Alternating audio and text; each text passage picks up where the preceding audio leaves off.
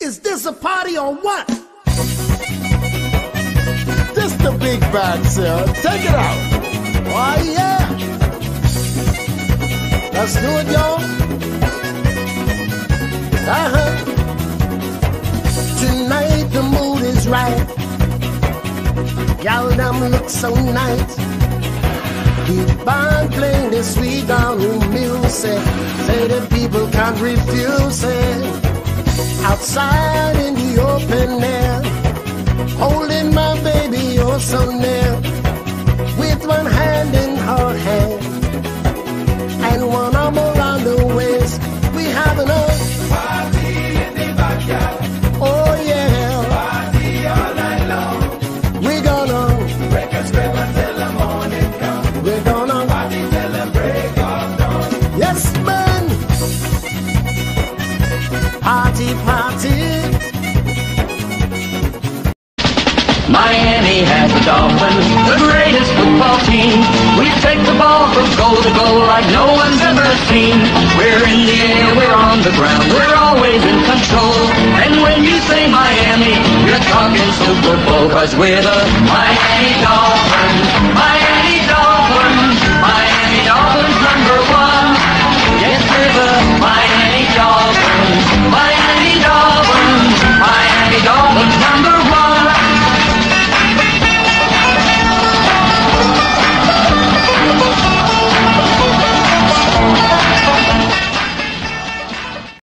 It is now time for the Jeff Fox Radio Show. Jeff Fox Radio Show. Turn it up and get ready to talk sports and entertainment with your favorite sports brother. Follow the Jeff Fox Show on Instagram. That's At the Jeff Fox Show. follow him on Twitter at Sports Bros Radio. And follow the Jeff Fox Show on Facebook at the Jeff Fox Show. Remember to subscribe on YouTube to Jeff Fox. You can always choose to support Jeff on Cash App. $ Radio Host 1. And sit back, relax, and enjoy the Jeff Fox Show. Powered by Brandstar Sports and Entertainment.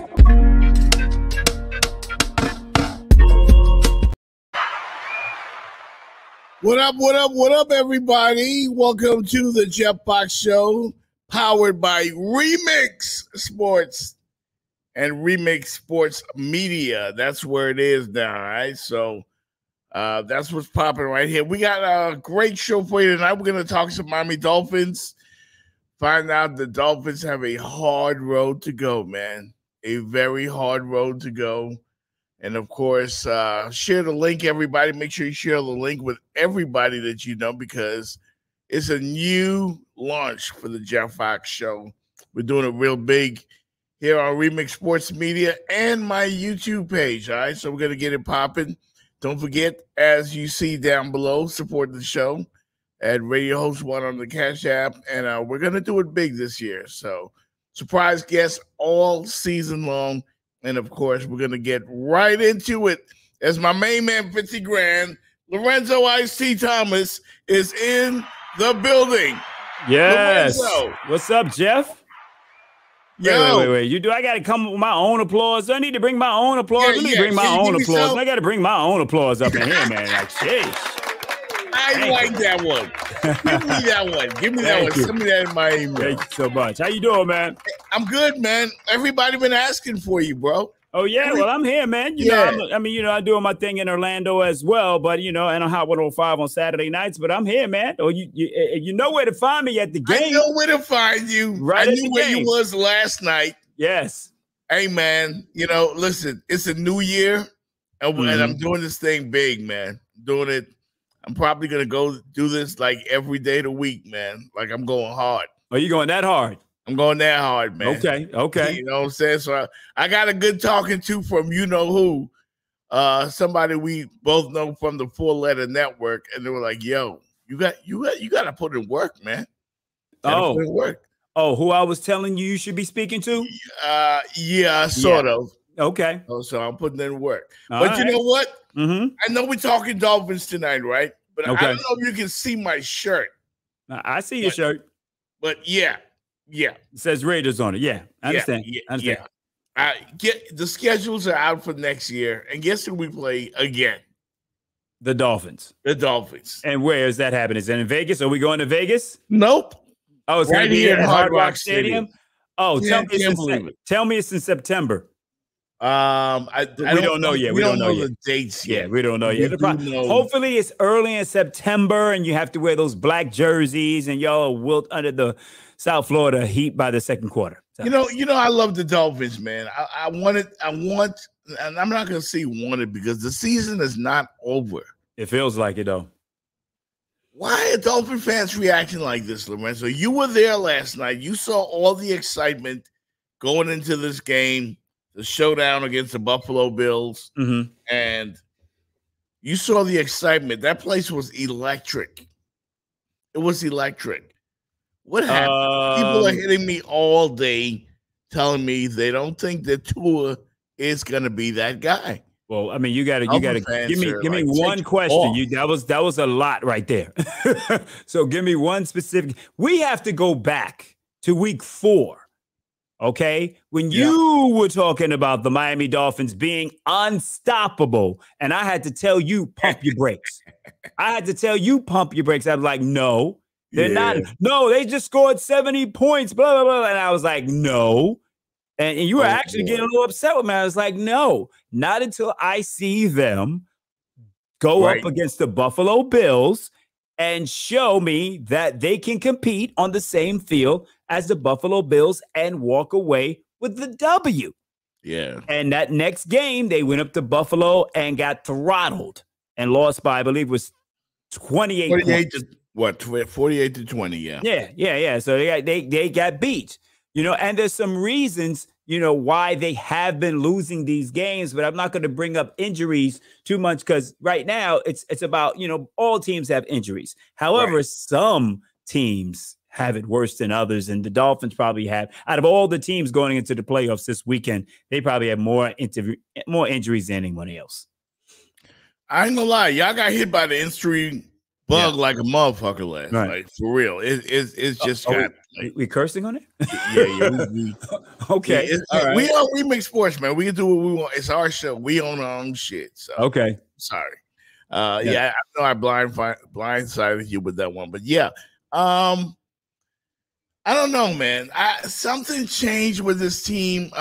Shout out to my man Chris Perkins from the Florida Sun Sentinel. What's up, Chris? Chris wrote a great article today, and I retweeted it. And I'm going to post it again. Chris says, and I wanted to ask you about this. Well, ask me the question first before you tell me what he says. See if I'm on the same page with him. If Mike McDaniel goes out with a whimper this year. Is he on a hot seat? Yes. Oh, yes, definitely. Definitely. He will be on the hot seat next year. He and Tua will be on the hot seat next year. First and foremost, and you know this as being a Raider fan, your team plays and are a true representation of your coach. Okay? True. And I agree with this. And Antonio Pierce set the tone in that Las Vegas Raiders locker room for the second half of the season. Would you agree with that? Yes, sir. Okay. So we have a team here that is flash. They're explosive, but they lack the killer instinct when it comes time to put people away. And I think you are a true representation of your coach. So if the team is consistently playing like this, it is your coach that has to get you prepared for each and every game. And what we've seen is that, and I don't know, maybe Hard Knocks has a little bit to do with it. This team is performing. It's been like a show throughout the course of the season. And when it comes time to show up and show out and close the deal against the good teams, they've had difficulties doing it. Yes, they beat the Dallas Cowboys, but their offense even struggled. They had to settle for 5 field goals in that particular game. So when it comes down to what Mike McDaniels can do, and I have to put it this way, he is a first-time coach. It could be at the point to where as it could be overwhelming for him to be a first-time coach and a play caller at the same time. So this is a young team that has brought veterans on board to try to win as soon as possible. And any team, if you look at the Buffalo Bills, they haven't made it to the Super Bowl. They're still going through their growing pains. If you look at the Philadelphia Eagles, they went to the Super Bowl last year, but they're going through growing pains. The Houston Texans are going to go through growing pains. So all teams will start to make that playoff run, and then they have to learn how to win. And I think this team right now is still trying to figure out how to win. And Tua is still learning how to win and close games, not necessarily against good teams, just when it's time. Even if you're playing a bad team and the game is close, how do you close the deal? How do you drive a team down the field to tie for the tying score to send the game into overtime? Or if they score a touchdown, do you go for 2 points? So there have been too many occasions during this season where you can go back to the Philadelphia Eagle game where it's in the fourth quarter, you're trailing by 7 points, and Tua throws an interception at the goal line. Go back to the Kansas City. It's almost like you guys expect the worst. No, it's not necessarily that we expect it. We want him to prove that he can do it. In the Kansas City game, here we are driving for either the tying score or to go ahead, and he throws the ball out of bounds to Cedric Wilson, and then on the next play, he fumbles the snap.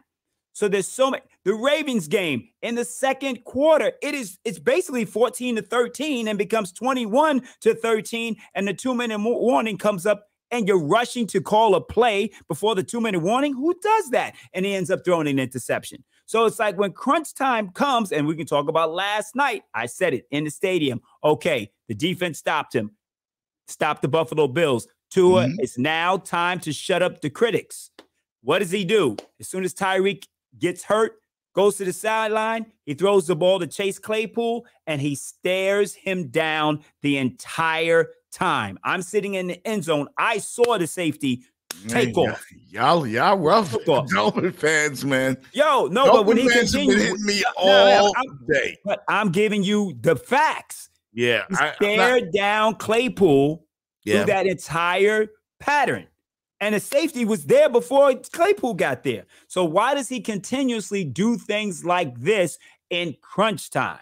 You know, he made it. And in fact, it was 2nd down and 10. You didn't have to make that throw at that particular time. When that first read is not there, or don't assume that it's there, go to your second read. Drop it off to Achane. So in the flat, get it to the tight end, throw it to the fullback. There are other people that are involved. Don't always have to rely on Tyreek Hill, who's basically playing on 1 foot, and safeties and cornerbacks are laying him out.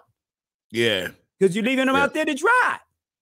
You know? So yeah, that was a rough one last night. I hate to bring up injuries. I hate to bring up injuries, but those other players were not able to get the separation that was necessary when Tua would go through his reads, because Cedric Wilson wasn't able to get the separation that he needed. But if Jalen Waddle was in the game, there you have the separation. So, you know, when you don't have Raheem Mostert and you don't have Jalen Waddle in the game, anyone's offense that has those type of players or those caliber of players would suffer.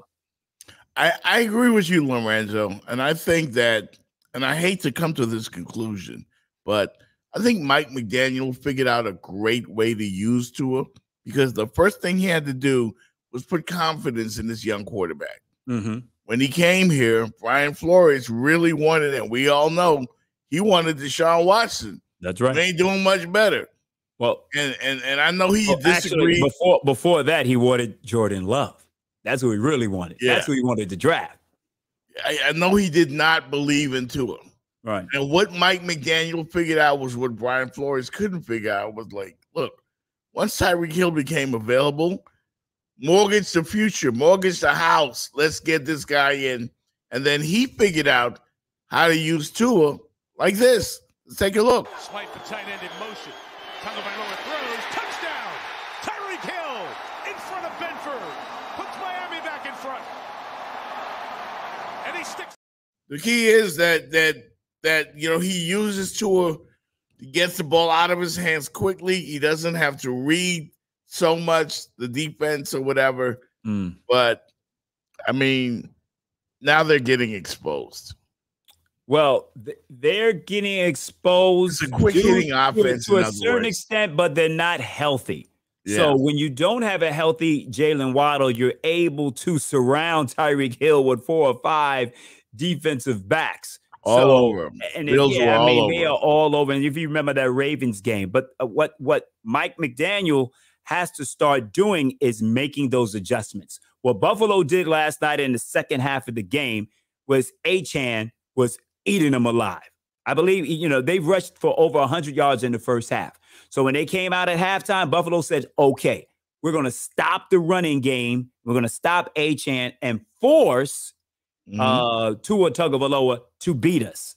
And once they did that, that's when Mike McDaniel has to go ahead and adjust to whatever it is that they're doing. Now, I am not sure what they were practicing during the week because Jalen Waddle and Tyreek Hill didn't really practice a whole lot. So they had to be running plays with Chase Claypool and Robbie Chosen and the other wide receivers. Ryan Quickcraft. Right, yeah, all of them. They had to be running some type of plays with them. Where were those plays in the game last night? Was that one of the plays that they were practicing to Claypool that was an interception? Where is the offense evolving? Like now, all of a sudden, you didn't see it a lot last night, but you started to see the tight end involved in the offense. But why does it take to 18, 20 games into this regime to start expanding the role of the tight end?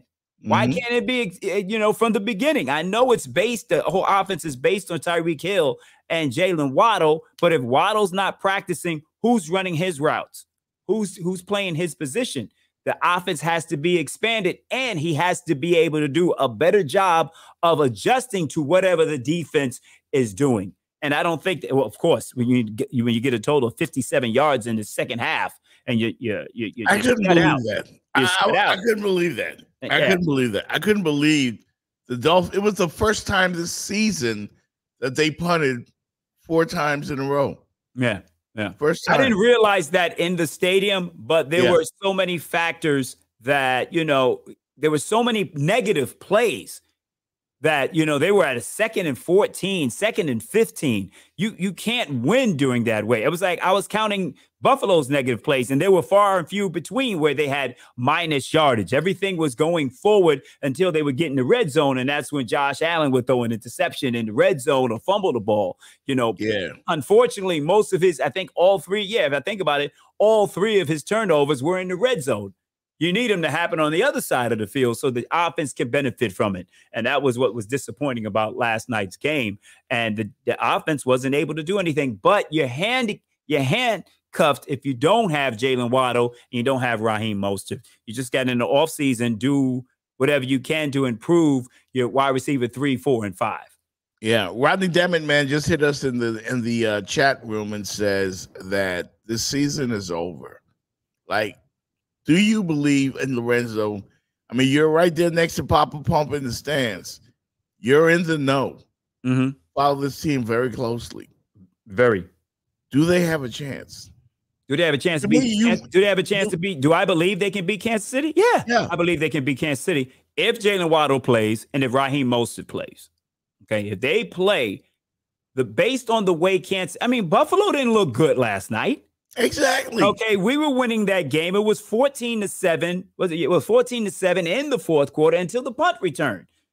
It was quiet with all the Buffalo Bill fans that were in the stands. And there were a lot of them. They were quiet. You didn't hear anything from them. In fact, I had, some people I know sold one of their seats for like $600. So I had a Bill fan sitting in my section, and he was quiet.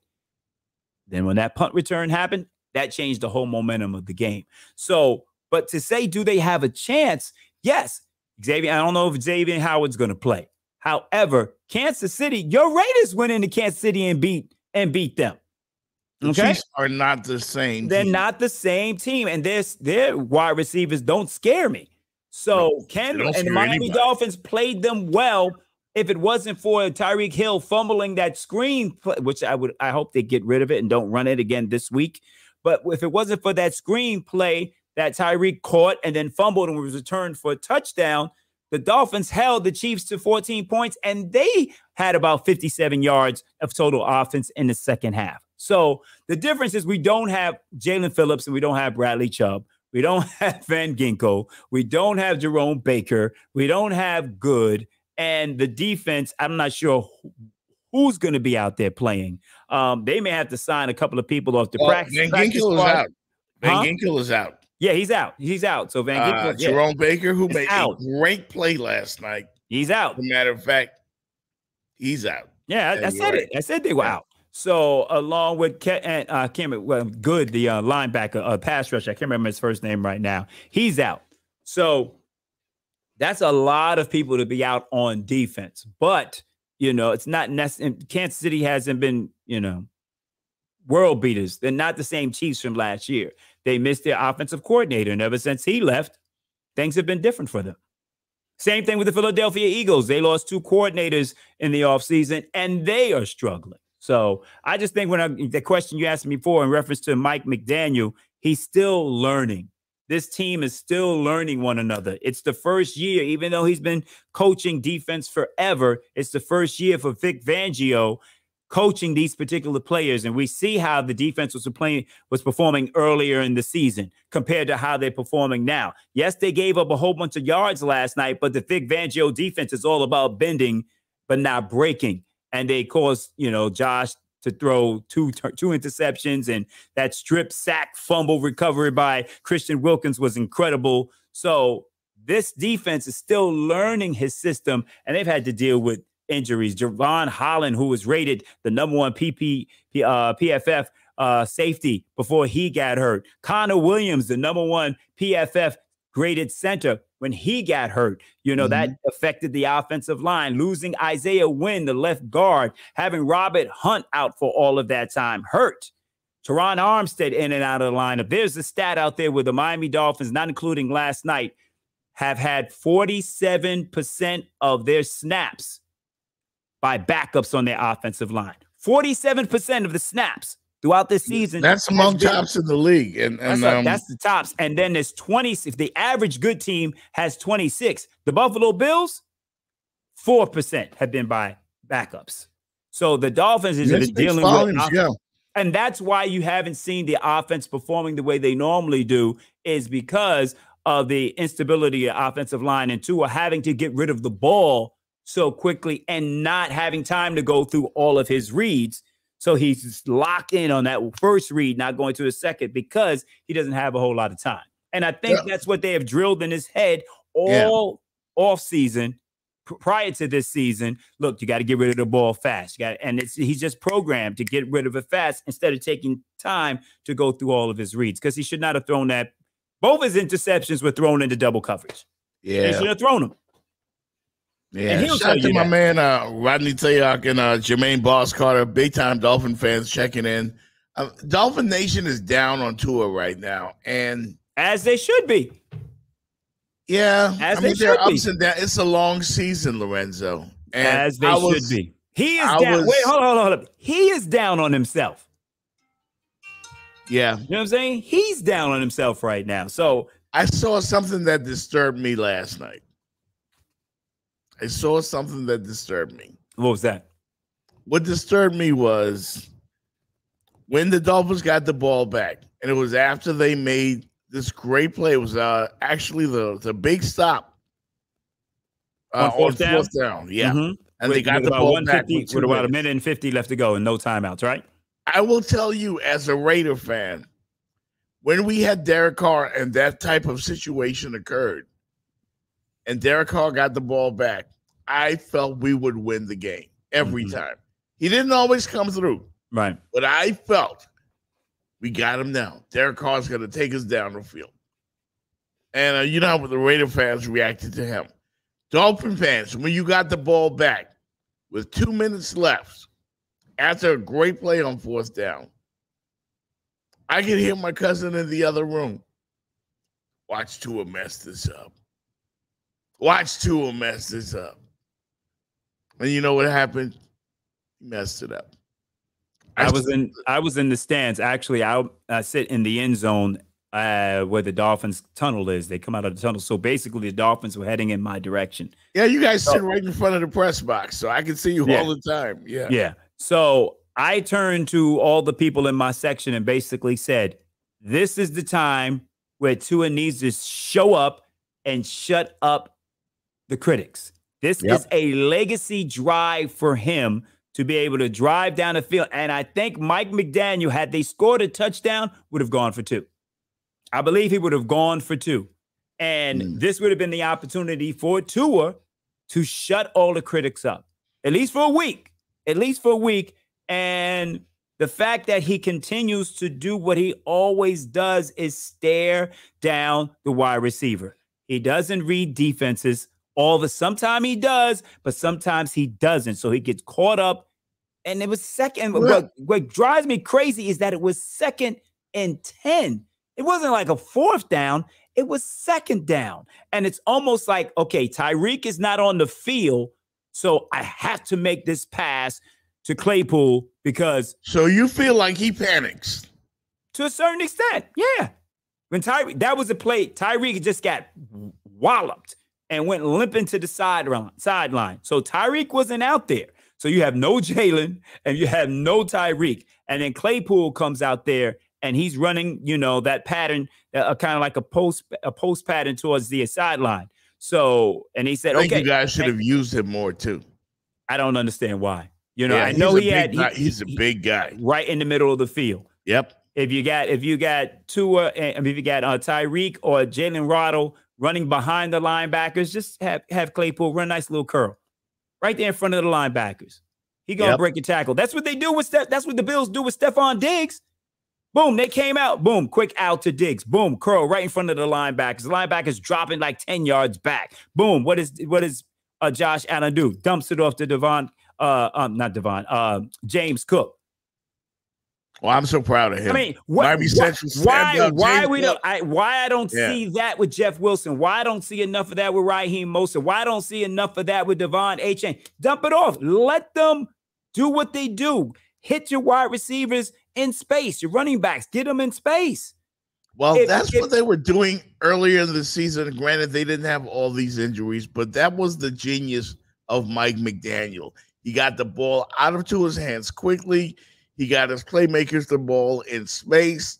And as evidence in the 70-20 romp over the Denver Broncos, I drank the Kool-Aid, Lorenzo. You sure did. I drank the Kool-Aid. You did. I said they were the greatest show since the greatest show on turf.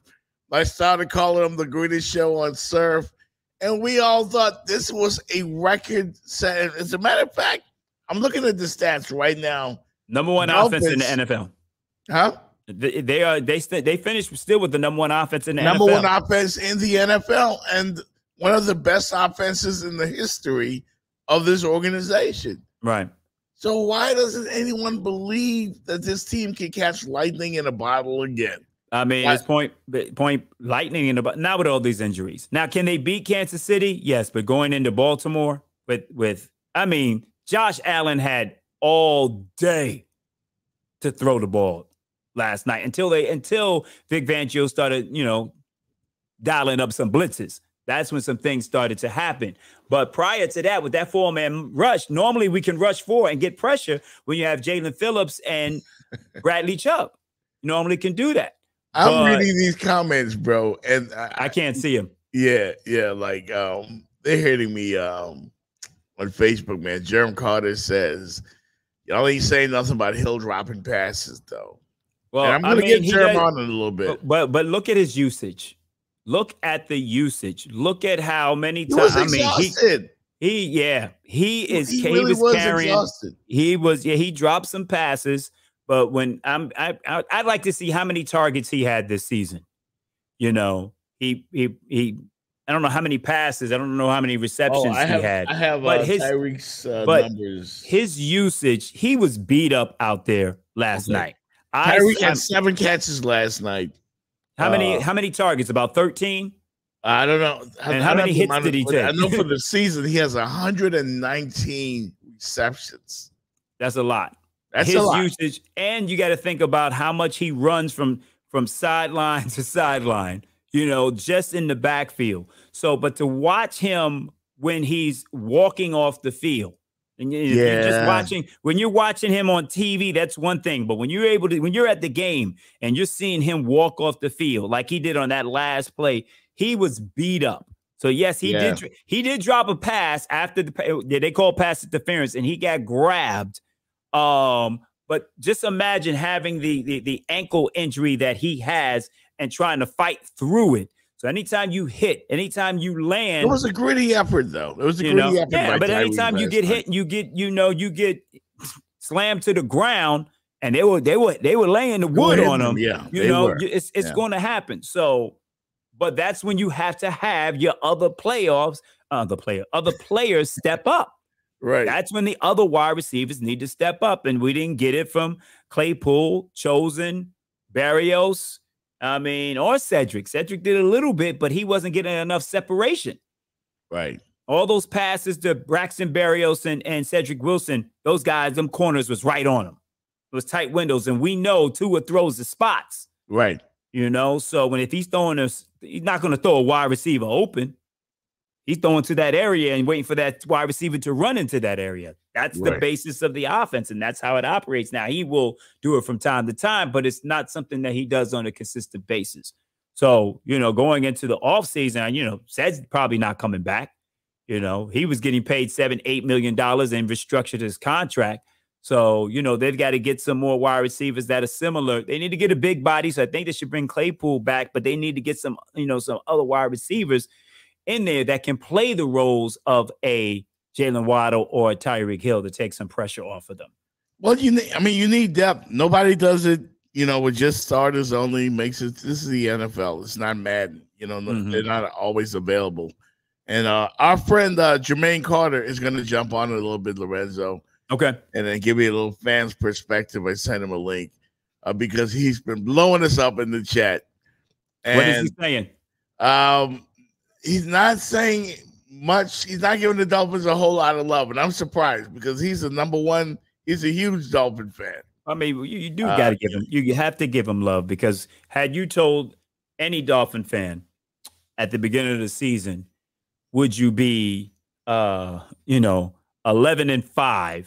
Is that 11? Is that right? 11-5. Yeah, 11-5 at the end of the season with an opportunity to win the division on the last game of the season, all of us would have signed up for it and taken it. Because both teams were 11-6 going into last night's game. Yeah, final game of the season, and I was just disappointed in the Dolphins. But you got to remember, at the beginning of the season, it was determined that we had one of the hardest schedules in the NFL. That's what it was at the beginning of the season. So it was like, woo, those first 5-6 games are going to be rough. The Giants made the playoffs last year. The Chargers made the playoffs last year.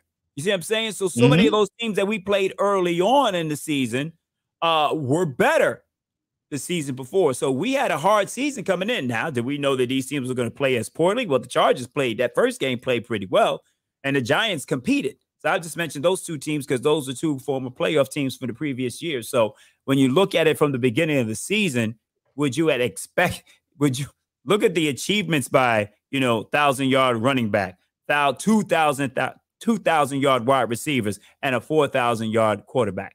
I would take that. It's the way that we finished that has us and all. And this has happened before. And that's why Dolphin fans have been losing their minds everywhere all day today, just acting as if this team got eliminated last night from the playoffs. And I'm telling you, don't give up on your team. You just got to get hot at the right time once you make the NFL playoffs. That's what I believe. Our Raiders are going home. It's going to be kind of hard to get hot when it's 0 degrees in Kansas City. It's going to be kind of hard. And just, but we have a chance to win. Yeah. On Saturday, Raheem comes back, Jalen comes back. Because with those two back, we can put some points on the board. That's what I believe. I mean, the cold weather and what have you. Hey, it was cold in Buffalo last year when we played them in the playoffs, and that final score was 31-28, and we played them well. That was a hell of a game. Tua didn't play in that game, but we remember the snow game in Buffalo where we had a lead in the fourth quarter, and we just end up giving the lead away in the fourth quarter. That was the second game. It was the second game against Buffalo last year. So when people bring up weather and Tua hasn't thrown the ball in the cold weather and what have you, we'll have to see, But he has an opportunity to redeem himself this Saturday night. So we'll have to see. But can we go into Kansas City and beat Kansas City? I believe we can. Okay, let's take a quick left. We're going to bring in our man Jermaine Boss Carter, who's in the house. Can we give him some applause, Lorenzo? Can we give him some applause? Yes. What's up, bro? What's happening? What's up, fellas? What's going on, man? Man, I'm just sick of the excuses for Tyreek, though, man. Like, we know what Tua doing. Right. Tua make bad play, whatever, but so we just gloss over all of the stuff that Tyreek Hill doing. We gloss over that this defense has been pretty much terrible in crunch time against good teams all year. Mm-hmm. But everything Tua. Listen, Tua is not blameless, but the pass before he threw the interception, if Tyreek catch that, that's a touchdown. Yeah. That's a touchdown. Yeah. So he don't have a chance to throw the interception, right? Yeah. Right? Then we had Devon A-Chain balling the first half. Man had 10 touches the first half. He was running hard. Second half, he ended the game with 10 touches. So that's Tua's fault too, right? And a lot of the stuff that Lorenzo was saying, the bubbles, the screens, and stuff like that, the HN, Tua can't call that himself. That has to be called by your head coach. Sometimes when you have a head coach that pulls double duty, so he don't have nobody to save himself from himself. Right. I don't know. Yeah, he don't have a head. Yeah, he don't have the head coach. Right. He don't have a head coach to tell him, "Hey, bro, slow it down. Right. Run the ball. We up 14-7. So why not run the ball? Because Devon A-Chain was pretty much killing them. We have plenty injuries, but injuries wasn't why we lost that game last night. No, not at all. We easily should have won that game last night. Yeah. And for the first time, I could say that defense actually showed up last night in a big game, in a big moment. Outside of that game and Dallas game, they showed up. And Tyreek Hill, it ain't just the drops he have. He have crucial, timely drops. Remember the first series against Dallas? He catch that. Yeah. Hey, Jeff, he catch that pass against Dallas. That's a touchdown. Touchdown. And think about it. I was at the game. I had the biggest tailgate out there to that part in the I know how you do it, man. And I know how you do it. If he would have caught that and scored a touchdown, the roof would have came off that stadium. It would have been a 96-yarder. That's my point. Right. Yeah, Tua makes bad mistakes, but I think also, and I'm going to let y'all jump in after, I think McDaniels doesn't put him in position to be at his best. His strength is he's very accurate. Yeah. And my thing is, like Lorenzo said earlier, we have athletes. You don't have to throw an 80-yard bomb to an athlete. No, you don't. You can throw them dudes 5-yard bubbles, hitches, screens, slants, and they can take it the rest of the way. Curl, anything. And me, when the money on the line in that situation, Renzo, I ain't throwing in no damn Chase Claypool. I'm sorry. Right, right. I'm not throwing it to him. Guess what I would have did, Renzo? We need to throw a incomplete pass and get Tyreek ass back in the game. Because we're not going to no Chase Claypool with the money on the line. I'm sorry. But he made his mind up. As soon as he got the ball, he looked right at him. So I'm assuming that must have been a play that they practiced throughout the week. There had to be. But did he even come out? But my thing is, he didn't even come out the break. No, because Tua, like you said, Tua threw to a spot. Threw to a spot. But the thing is, the safety, what Tua didn't do on that play is he's left-handed, so he didn't even look to his right. He didn't even. But that's what he do.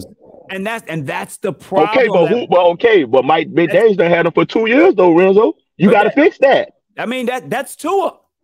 That's Tua doing that. That's not McDaniel. But that's his. But who's both right there? Okay, but Jeff, who's teaching him down the wide receiver? Okay, but again, I have to fix your flaws. That's what I have to do as a coach. Do you know how many floors he's fixed since he got him from Brian Flores? Come on now. Yeah, I mean, what floors? What I'm saying, he's still doing this. Listen, he pretty much doing the same thing, but just with better players. Yeah, but he still got a weak arm. Tyreek them still have to stop, even when Tyreek them catching bombs. His arm? You still questioning it? Yes. Yeah. Because think about the interception he threw. The very first interception he threw. That wasn't a bad pass. He was open. He underthrew the ball. He underthrew him. Or he should have hit him. He underthrew him. But what happened on that play? Or that's an outside throw where either he catch it or the ball go out of bounds. Right. But the problem is that there's a problem with the design of that play. Whatever it is, A-Chain was running on the sideline. The corner that intercepted the ball was covering A-Chain. And then Tyreek was streaking. Tua should have hit them sooner. But he waited because by the time the ball got to him, that corner that was covering A-Chain left A-Chain and went to intercept the ball. So there's a little problem there when they say, you know, lack of communication or not being on the same page. Maybe A-Chan shouldn't have been out that far, but that cornerback left him to go intercept the ball. So he had one on, and it was short, but he had one-on-one. But that's what I'm saying. You gotta either put some air under that ball, or because most of the time Tyreek have a man but most of the time run under the ball. Exactly. But think about this, Renzo. Majority of the time, Tyreek has the man beat off the line. True, that's what I'm saying on that. So why not throw it right now? Why wait till he get Why wait till he get 40, 50 yards down the field? You know you don't have a strong enough arm to make that throw. He should have hit him right in the middle. Go ahead, Bob. Go ahead, Jeff. A listener said someone said the fence is stuck with Tua. He's not bad enough to sell, not good enough to win with. Well, at least for one more year. He's not going anywhere. Well, right now, everybody that's under rookie deals, they're on deck. You got Christian Wilkins on deck. You got Javon Holland on deck. You got Tua on deck. Me, I wouldn't give him big money. I just wouldn't. Because right now, I have Christian Wilkins. Right. I have Javon Holland. Correct. And I have Waddle and Tua.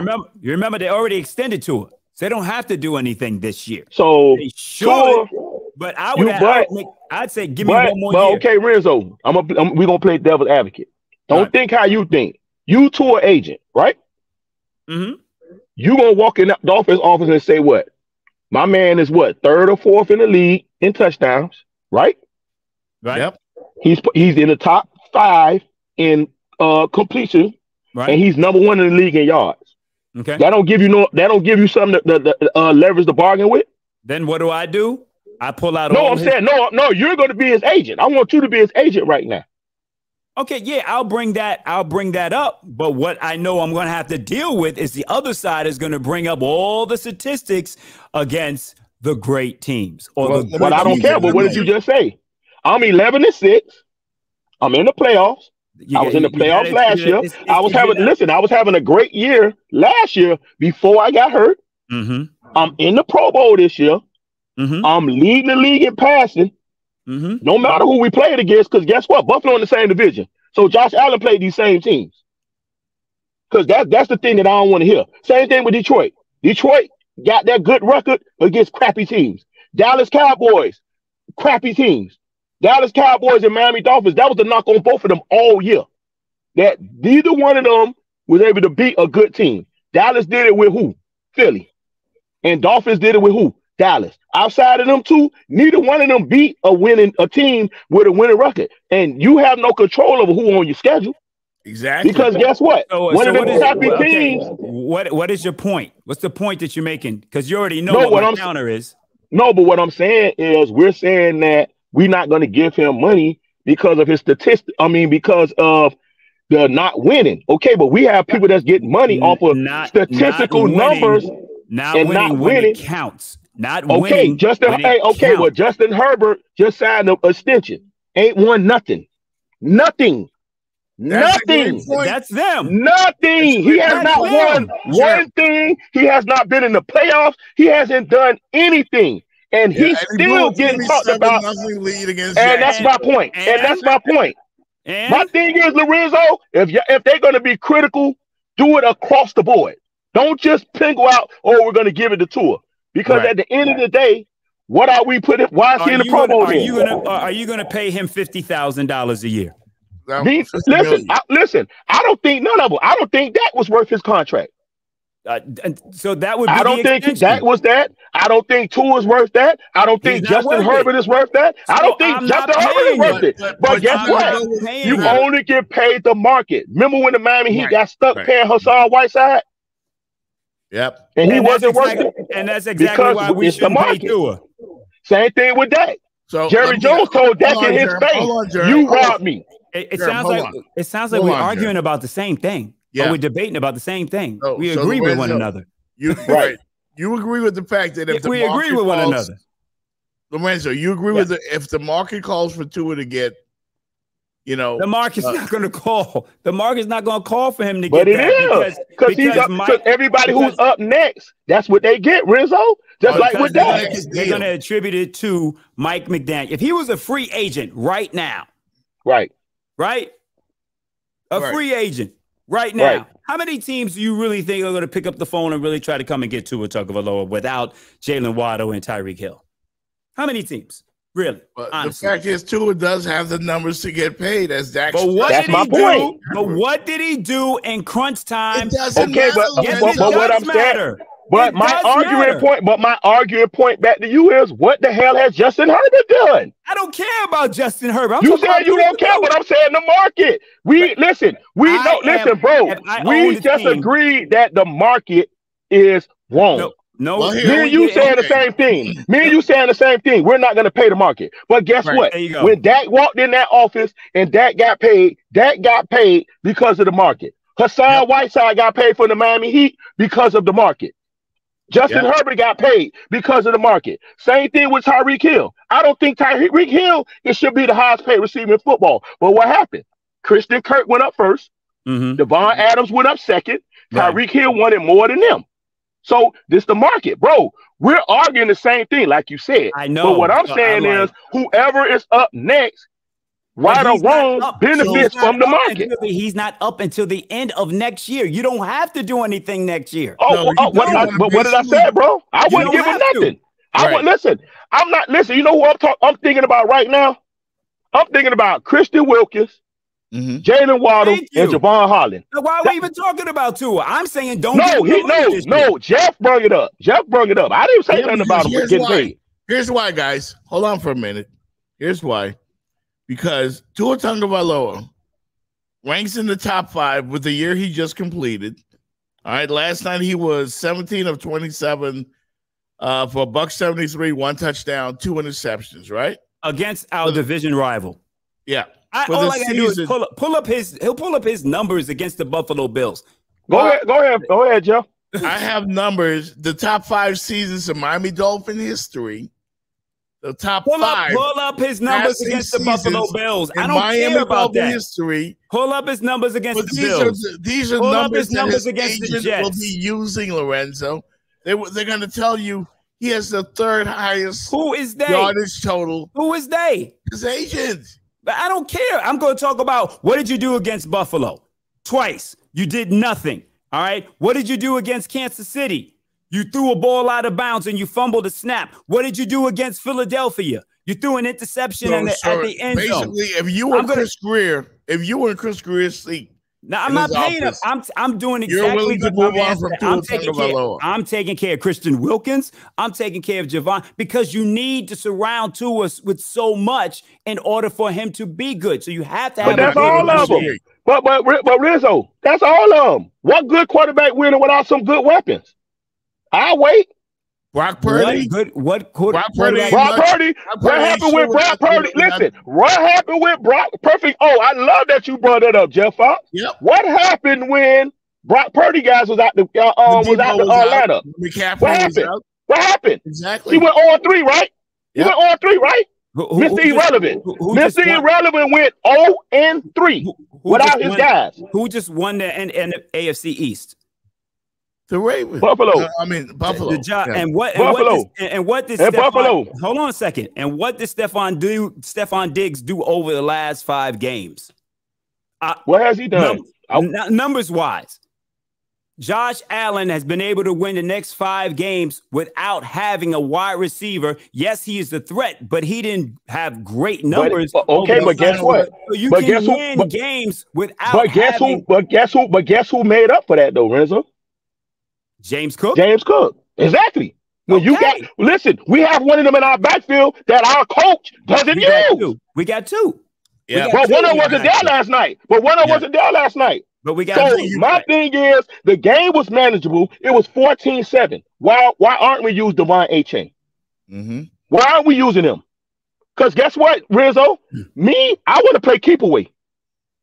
That's how my best. Listen, my best defense is an offense that's controlling the clock. And like you said, if you and all of us see that Tua is a weakling, right? Right. Why are we putting him in those situations?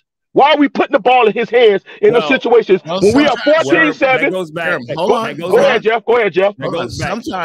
Sometimes the game comes down to it where the quarterback is going to have to go out there and win you ball games. But Jeff, we was up 14-7. We was up 14-7. We had 3 straight possessions where we didn't even try to run the ball at all. And we were up 14-7. Why not run the ball? I want to play keep away. Listen, Rizzo, I'm with you 1,000%, bro. Right. Listen, I don't want Tua with the motherfucking money on the line to have the ball. I don't want him to do that at all. Okay. So me as a head coach, and I'm stuck with this guy for now, right? For next year, I want to play keep away. Hey Tua, you accurate, right? You can't throw the deep ball. Tyreek. Slants, crosses, bubbles, slants, digs, Devon A-Chain. Let's throw some screens to him. I love him with a screen in the open field. Devon A-Chain. You feel me? Claypool and all. That's my point. I'm not going to I can't. That's just like us, bro. We know that if we leave our house right now, our young kids can't control and maintain it. So who are we going to blame? Them? Guess what, bro? Don't put them in that situation. But what I agree. What you're not realizing is what happened last night is that the Bills made adjustments. And those adjustments were, you go back and watch the tape, was to stop Devon A-Chan. A-Chan. Well, so the Buffalo Bills. He had 10 touches the whole night, Renzo. So they stopped him. We stopped him ourselves because he didn't get touches. But they changed the defense, and they said, "But I understand what you're saying." And listen, Renzo, if we gave him the ball 30 times and he wasn't getting nothing in the second half, that's one thing. He had 10 touches the entire night, so that means we wasn't giving it to him to try to stop for them to stop it. There was a drive where we had 3 straight runs, and Buffalo stopped us. There was a possession. It was a 3 and out. We tried to run the ball 3 times. So that was on Buffalo. So that's on Buffalo or that's on our line? Because I know it's a time where that's just like with us. We were seeing it when it was 4th and 1 for Buffalo. We know they was gonna run it, right? So what happened? They put up that wall. Exactly. And guess what? They got the yard. Except for that one time we stopped them. You're screaming. Yes. Is the fact that we should have run the ball. And I'm telling you, Buffalo made an adjustment and they put a defense in there to stop the run. And basically they were successful at it. So now so when they forced us to pass, let me finish. Go ahead. So now you have to mix it up. And we didn't do a good job of mixing it up. We had penalties. We had false starts. We had negative plays. So on downs, we were like the false start we got on Teron Armstead that he came to the press. That he came to the press and said, "I fucked that. My bad. I screwed that drive up." Right. Yeah. So it was an accumulation. What about the first? Listen. What about the first down pass?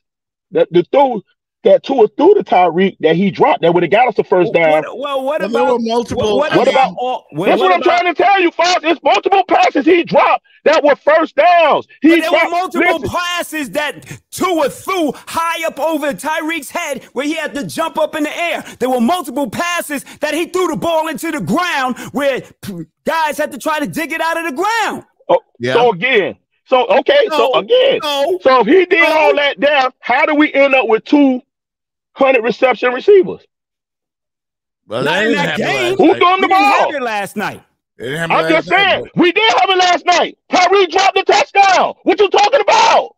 You just agreed with me that was a touchdown. If he catches that pass, it's a tie ball game.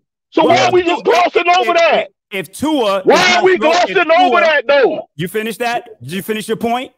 Yeah, but why are we glossing over that though, Renzo? Hold on a second. Let's calm down, everybody. If Tua is not throwing the ball up in the air, causing him to get hit time after time after time. Yeah, all those high throws, right? Wow. Right. So that's why he dropped the ball. What? You don't think so? You don't think that had an effect? So that's why he dropped the ball? You don't think so? He dropped the ball. He got Jeff, I want to hear from Jeff. So, Jeff, you think that's why he dropped the ball? I think there's clearly a lack of concentration. And if you don't think receivers are concerned about their own bodies when they go. But, Jeff, that wasn't when he going to get hit. If he catch that, Brad, it was just him and the defender. He catch that and Tua to him when he was running. So if he catches that ball running, he scores a touchdown. Was there not an interference call on that play? Did the defender like grab him? But the interference put the ball there. Yes, but the interference left us there. But at the end of the day, if you catch the ball, who cares about the interference? We score a touchdown. Threw him off. It threw him off. It threw him off, so he dropped the ball. That was point blank range in his hands. I am blaming this loss. We do have an audience, and we're all yelling here. I'm not blaming. No, I'm just saying. No, what I'm saying is, Jeff, I understand what you said, but my thing is, if you're the highest paid receiver in football, and the money on the line, the division on the line, we at home, I'm expecting you to make that catch. Period. And if I'm that wide receiver who is throughout the week walking in a walking boot, who just had his house hold on, who just had his house burned down. Wow. Okay. I'm just saying. I'm bringing up all the things that he. So that's why he dropped his passes. No, nobody's saying that. It's like, yo, do you have a sense of empathy? Do you understand? Yeah. What that had to do with him dropping the ball? That's one ball that he dropped at that particular time. No, he dropped plenty balls last night. You said you was at the game, right? There was a lot of balls that were thrown in the ground. How many times that? Okay, I understand that, but how many times he dropped balls that were either could have been touchdowns, that could have been first downs, that could have been momentum with drives. We understand all that. I can remember too. So how many passes? I can remember too as well. How many passes? Okay, in the close game, you only lost by a touchdown. How many passes? You only lost by a touchdown. It wasn't a blowout like last week. If it was a blowout last week, okay, those two drops didn't make nothing. But you're talking about in a game where we pretty much stop Buffalo's offense. They scored 14 points. If you stop that team from scoring, probably shouldn't even have played in that game, dog. Yeah. If this was a regular season, wow, he shouldn't have played. The way he is beat up, he probably should have. Wow, he shouldn't have played. Jalen Ramsey shouldn't have played. Hold on a second, man. If you saw the way Jalen Ramsey was walking around, these guys are beat up. These guys are really hurt. And you don't see. Are you at the games? You come to the games sometime, right? I come to the game all the time. Okay. Yeah. My uncle is Nathaniel Netmore. We have a press box. Okay. I'm at the games. I'm on the sidelines. I watch the game. I was at the Dallas Cowboy game, sitting right behind Tyron Armstead's family. I watch the game. I don't just talk. Good. I'm there. Okay. So you know that how beat up this team is, right? Right. Right. You have but a that's good football. Understanding. Okay, let's just play football though. No, but there's some times where a team has more injuries than others. But what I'm saying is, Renzo, if it was like Baltimore last week and we just got took to the woodshed last night for Buffalo with the injuries, I'm cool with that. Yep. But guys, we're up against again. I got to take a break. Okay. Let me make this last point, then I'm gonna let you go. What I'm saying is. Can we truly say that this whole season Tyreek ain't do nothing good this season? No, who said that? No. What I'm saying is, do you think injuries was the reason we lost that game last night?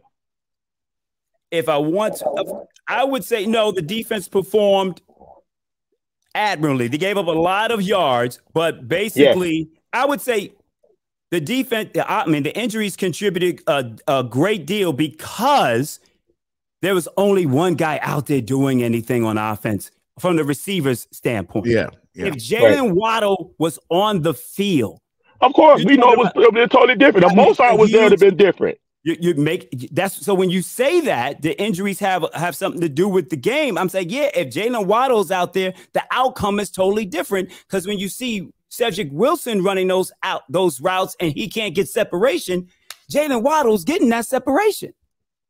It's night and day. That is true. That is true. So, I mean, to say that, but yeah, Tyreek could have caught that pass, and Tua could have thrown a whole lot of better passes. It was a lot because he was off on a lot of passes too. And of course, there's no excuse for throwing that. That's just like with the Dallas game. I think that he had the Dallas game closer than it was with some of the bad throws he made. That Dallas game should have been a blowout. Yeah, we dominated the Dallas game from beginning to end. Right. Well, Dolphins will go to frigid Kansas City on Saturday night. So who you like in that game, Jeff? I ain't gonna lie to you, bro. I want to say Miami, but I think the Chiefs defense and the fact that it's a cold weather game, I just don't see how the Dolphins do it this weekend. Who you got, Renzo? I think we can win the game. I honestly believe we can win the game. I think you can win. I don't think you will win. Yeah. I just got to look at this injury report. We just lost 3 more linebackers. Yeah, it comes down to who's going to be on the field. We just lost Jerome Baker. We just lost what the guy name is? Van Ginkel and the other guy. We just lost them 3. They out. And we don't even know if Xavier Howard's going to play. So think about this. And I'm going to end it with this. Why this is the magic question. Why can anybody, like, for example, when San Francisco lost the 3 straight, why were they able to use their injuries as an excuse? But Dolphins, we can't use injuries as an excuse. Who says we can't? I'm saying to the masses. Because, Jeff, you see how they get on me, right? Yep, I do. They kill me. But I'm saying why we can't use this injuries as an excuse. We've been banged up pretty much all year. And I think for us to end at 11-6 is great with the injuries we had. It's amazing. Because like you said, if we full throttle last night, we beat them people. Yeah, we beat them. Renzo, me and you saying the same thing, but we just saying it a different way. Yeah, no. I'm just as frustrated as you. You frustrated with Tua. I'm frustrated with Tyreek. I'm frustrated with Tua. I'm frustrated with the play calling. Trust me, bro. I go to these games. Jeff, you better let Lorenzo know I'm a walking Dolphin bulletin board. You know how they have the pin board, but they just throw darts? Renzo, I get all the darts. Them people woke me up this morning. I think my face done been on everything but a monkey's behind. Wow. I done got the memes. I done got the cow. Hey, Jeff. Renzo, they even took my face from when I was getting a haircut. And killed me. So what are they killing you most on? Because they're saying it's the same old Dolphins. We can't win a big game. I mean, we are. No, I'm just saying what they're telling me. Right. And when I say anything, it's an excuse. Our 2 best pass rushers gone. Starting middle linebacker just got back last night. We haven't had Jalen Ramsey and our secondary for complete at all. Javon Holland was either injured or gimpy pretty much the whole year. You know what I'm saying? And you're talking about our starting center gone. Our best guard gone. You know what I'm saying? Mozart, somebody with 20 touchdowns. How you not miss a guy with 20 touchdowns? Right. How you don't miss him? Right. You know what I'm saying? Our bona fide number 2, who probably could be a number 1 on the most teams with Waddle. He's not there. But they don't want to hear that from me. They don't, them excuses. Nobody want to hear that. The Dolphins are trash.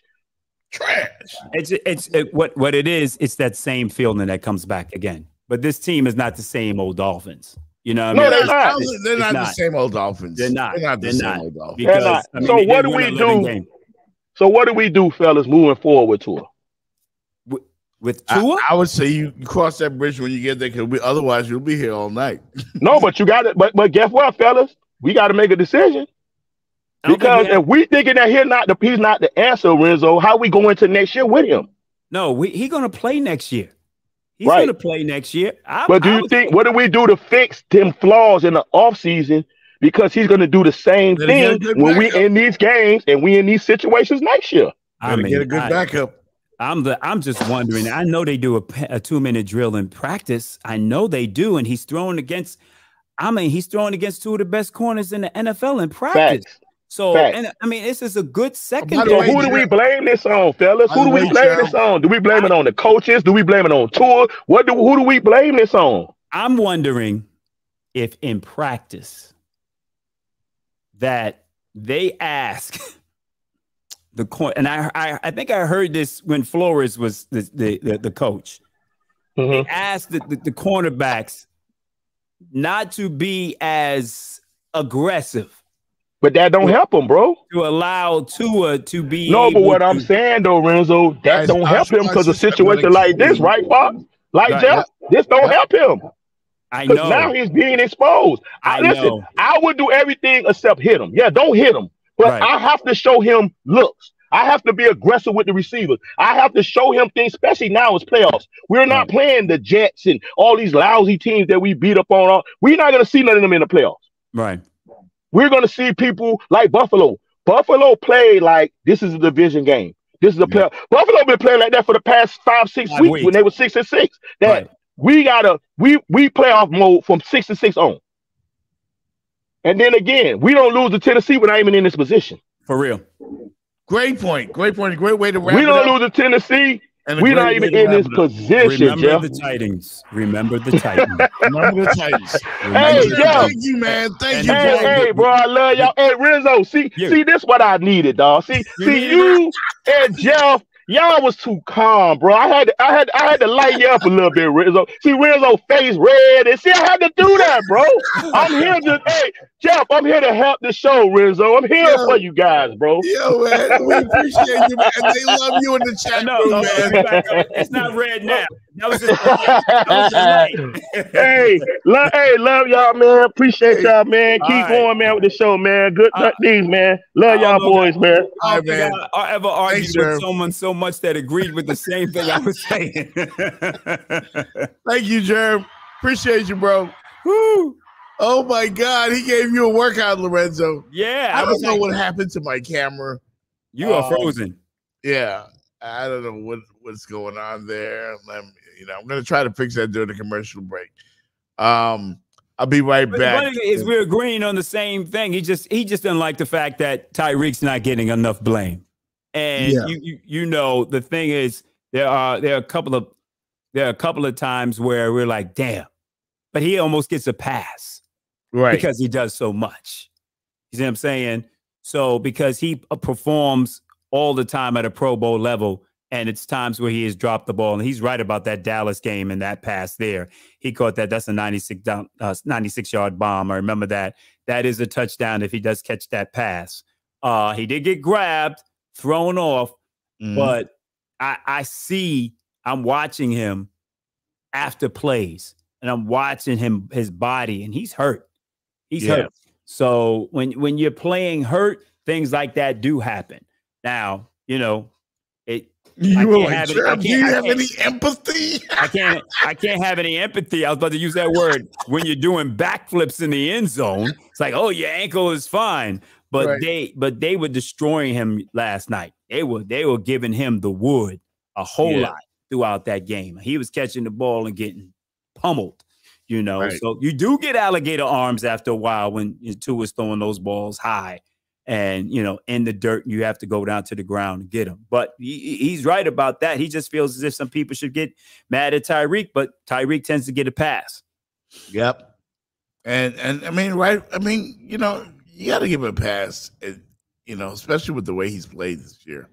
But he's expected, when you're the superstar, you're going to get the grief. Mm-hmm. Lorenzo, let me hit a break real quick. Let me see what's up with this camera. All right, we'll be right back. Okay. Thank y'all for having R&R Cigars at your event, man. This is great. Looking forward to doing a lot of great things with you guys. We got a lot of great product out here. We got the R&R 5-packs. We got the R&R barber poles. We got the Connecticut Toros. We out here, baby. Let's go. Let's do this. Any cigar lounge. We in 54 stores in South Florida, 24 stores in Georgia, 15 cities in 9 countries. Holla at your boy. Everybody that's anybody smokes R&R. Believe that. Listen, our website is rnrcigars.com. You can find us on Facebook, Instagram, any social media platform. You can hit me directly. Y'all, if you ain't got my number, dial me, 954-549-3426. R&R Cigars is in the building, baby. This is what we do. This is what we love. And we in the man cave. South Florida, get ready, because it's the biggest, and I mean the biggest R&B night to ever hit South Florida. This joint's so crazy. Put the needle back on the record. Let's do a double take. This Thursday and every Thursday, it goes down at the Round Table. 11205 Northwest 7th Avenue in Miami. Only at the Round Table, where the best bartenders are ready to serve you. Music by the legendary DJ Jeff Fox. Great drink specials, including $5 Patron and Hennessy shot. R&B Thursday for the sexy and mature. Yo, you got 5 seconds to get to the dance floor. The roof about to blow. Let's go. Good vibes and free admission all night long. That means you have just enough money in your pocket right now to get you in. Start a trend and tell a friend. It all goes down Thursday night at the Round Table Sports Bar and Lounge, 11205 Northwest 7th Avenue in Miami. R&B Thursdays with DJ Jeff Fox providing the vibe. The best in old school, R&B, Southern Soul, and so much more. We'll see you at the Round Table. This Swipe the tight end in motion. Tagovailoa throws. Touchdown! Tyreek Hill in front of Benford. Puts Miami back in front. And he sticks the landing. Will punt. Back-to-back possessions. Jake Bailey with a big punt. Sends Deontay Hardy all the way back to the 5. Has some space. Takes off. Look out, Hardy. Gets a block downfield. Hardy's going to go. He's in midfield. Nobody's going to catch him. Deontay Hardy, 95 yards. To contact the Jeff Fox Show, send your email to getthattea@gmail.com. That's GETDATTEA@gmail.com. The Jeff Fox Show is powered by the Brand Star Sports and Entertainment. Sports, entertainment's lifestyles. We give the people what they want. And now back to more of the Jeff Fox Show. Hey, I fixed it, Lorenzo. Yeah, man, you were frozen for a long time. I was, man. The thing was, I was scared to refresh it because I didn't want us to lose the broadcast. So yeah, I apologize to everybody, man. I was streaming on IG the whole time, man. People couldn't hear me. Yeah. I mean, I saw it, man. But we got so many text messages and comments here, and that's good. People love Jerm, man. Jerm represents the typical Dolphin fan who's passionate about this team, and I want this team to win. For you, Dolphin fans, I'm good. I've seen my Raiders win 2 Super Bowls. I've seen it. The last one with Marcus Allen. There's nothing. Let me tell you something that I know, being in South Florida and being from the Bahamas originally. If the Dolphins win the Super Bowl, and I get it, but it's, you can think about it. If they were to win, do you know what kind of party South Florida would have? Oh yeah, it'd be huge. I mean, you could combine all the Miami Heat championships, the Marlins World Series, the Hurricanes National Championships. You can combine all of them together. But if the Dolphins win a Super Bowl, that would be the biggest thing to ever happen. Yeah, I'm over here reading these text messages. Yeah. So yeah, up to his average. Yeah, I got a lot of that. Sit to it down a few games, please. Too many turnovers. That's Frank Cornelius. Shout out to Frank, man. Never mentioned McDaniels or Hill. Well, we definitely mentioned McDaniels and Hill. But when you say anything negative about Tua, you got to deal with Tua on. So he can almost 2-9. He can't do anything wrong. Shout out to Dax Frozen not playing. If they get him on the roster because he's fast, so he gets out there. He need to stretch the defense to do something. Barrios is useless. He's in there because he returns kicks and punts. Let's see. Someone said Fins are stuck with Tua. Not bad enough to sell, good enough to win. Tua got the numbers to get paid. Padded stats. Someone said padded stats. Oh, same guy said padded stats. Let's talk about my Raiders, Lorenzo, just for a quick minute. Why? Because I love them. All right. Just for a minute. Just for a minute. I mean, I know you just jumped on to talk Dolphins, and I appreciate that. You for that. All right. The next time we hit Hooters up, man, it'll be on me. Hooters on me, buddy. Antonio Pierce. Did he do enough, you think? Yes. To get the Raider job? Yes, he did. Who else you going to go with? Well, there's a guy named Jim Harbaugh who's coaching a national championship game tonight. Oh, man. What time did that game start? It may have started already. I know the broadcast started at 7:30. Probably. That's why I want to wrap this up. It's on ABC, right? Yeah. Well, here's Antonio Pierce's reaction in the locker room last night. Why I love this guy as a coach.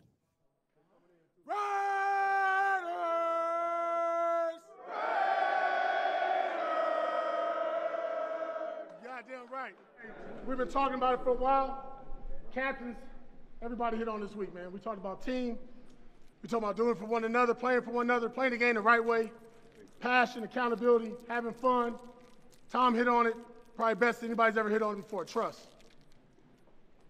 Trust. Trust in one another, man. Trust in the coaches, trust in each other, trust in yourself, trust in the process, and believing. And believing. And then doing that together, man. Doing it together. With all the doubters and all the stuff they've been talking about, don't matter. It's okay. We don't want to be liked. We want to be respected. We don't want to be liked. We want to be respected. And we've earned our respect.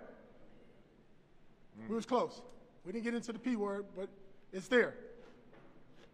Just remember what Max, you said and I said. The lasting impression. How did we end that game?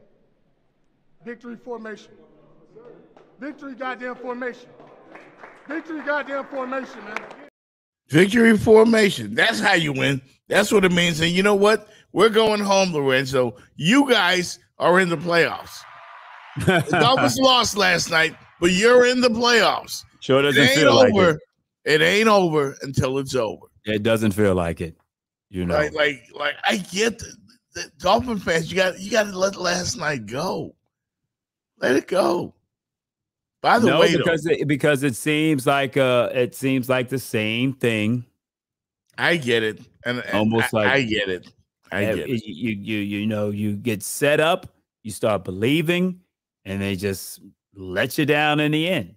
It's just like a common, ever-ending story each and every year. And I'm looking at some of the commentators, so replying to some of them, and it's like if this team, and no team is really totally healthy at this end of the year, at this end of the season, at this part of the season, but I just remember looking at in preseasons, like we're lacking depth. That's one of the things that we did not have. We did not have a great deal of depth because we have 6 players in the Pro Bowl.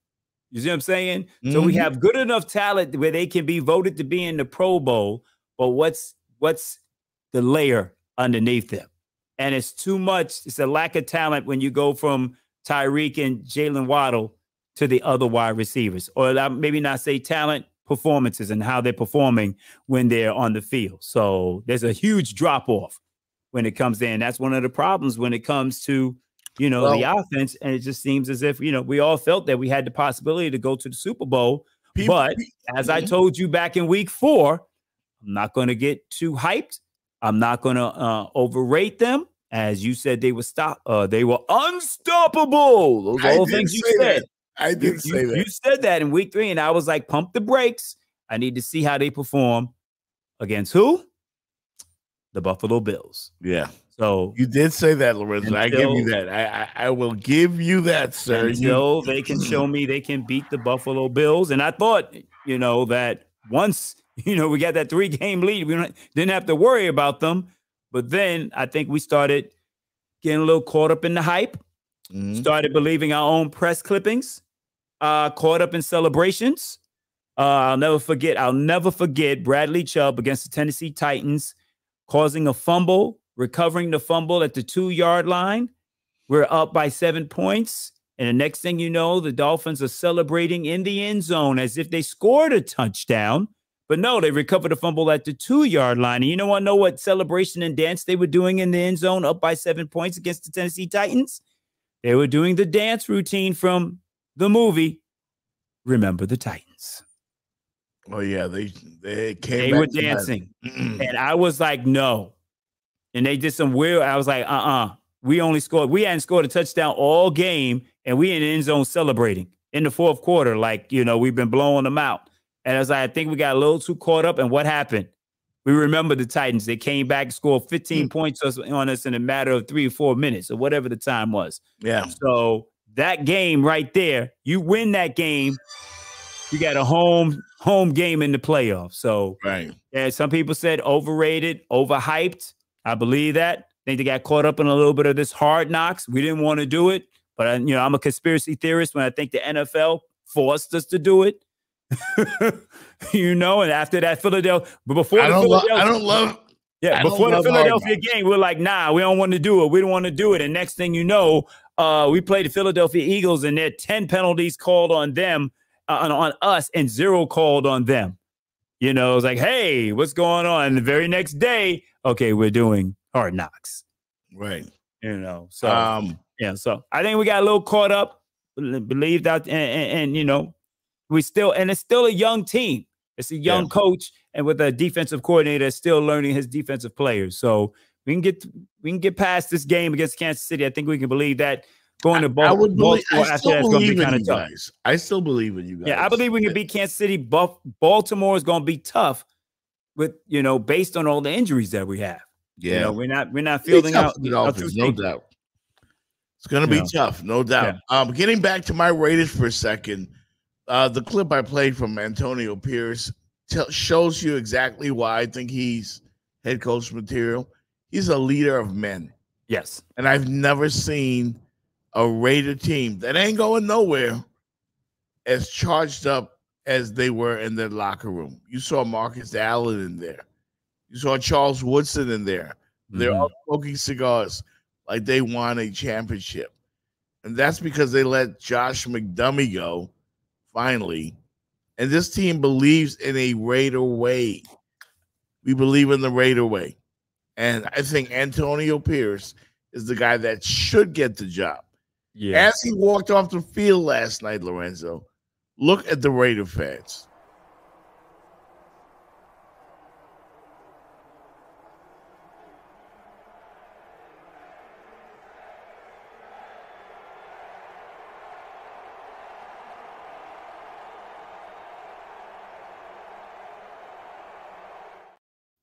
Again, give that man the job, man.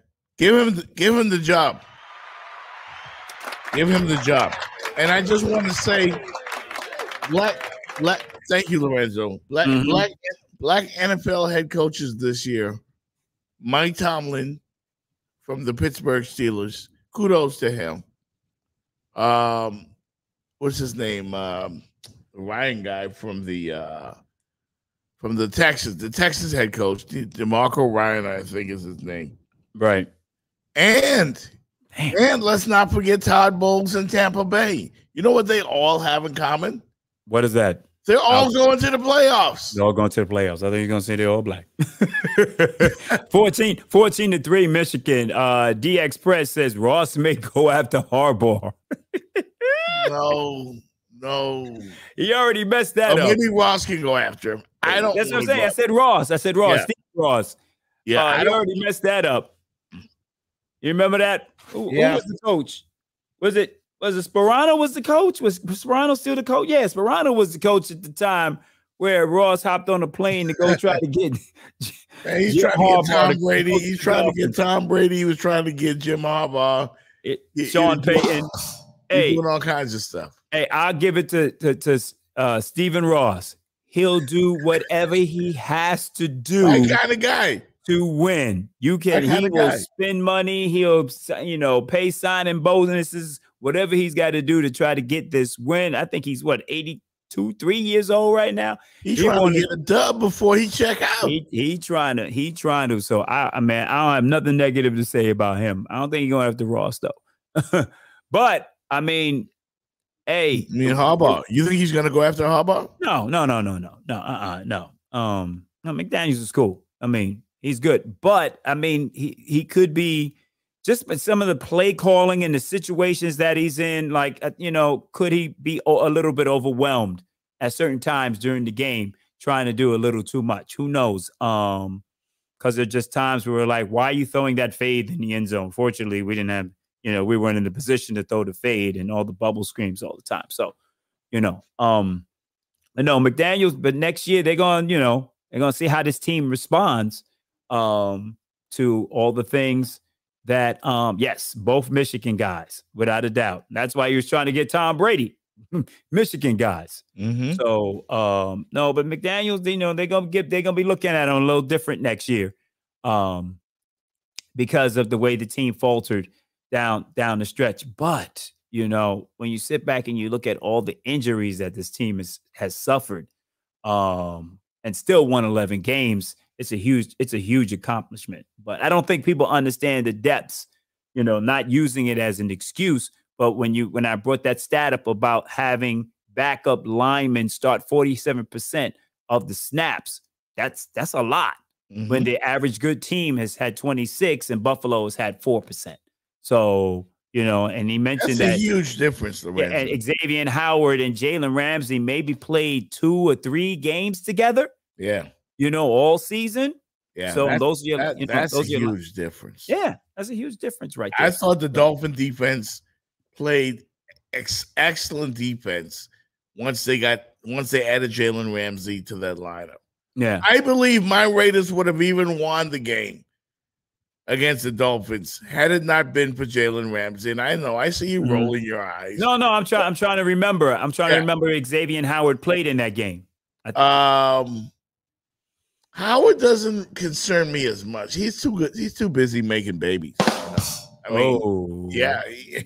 Yeah, but they still do respect him. They'll test him from time to time. But when you see offenses designed to basically pick on your third cornerback and your linebacker and safety, which Baltimore did, because once Xavier Howard went out of that game, all those big plays were on that right side of the field. They picked on Eli Apple, Duke Riley. Javon Holland got burnt once by a big play on 4th down against Isaiah Likely and Deshaun Elliott. They focused on those particular players, and Apple and Riley are backups, and that's who they attacked.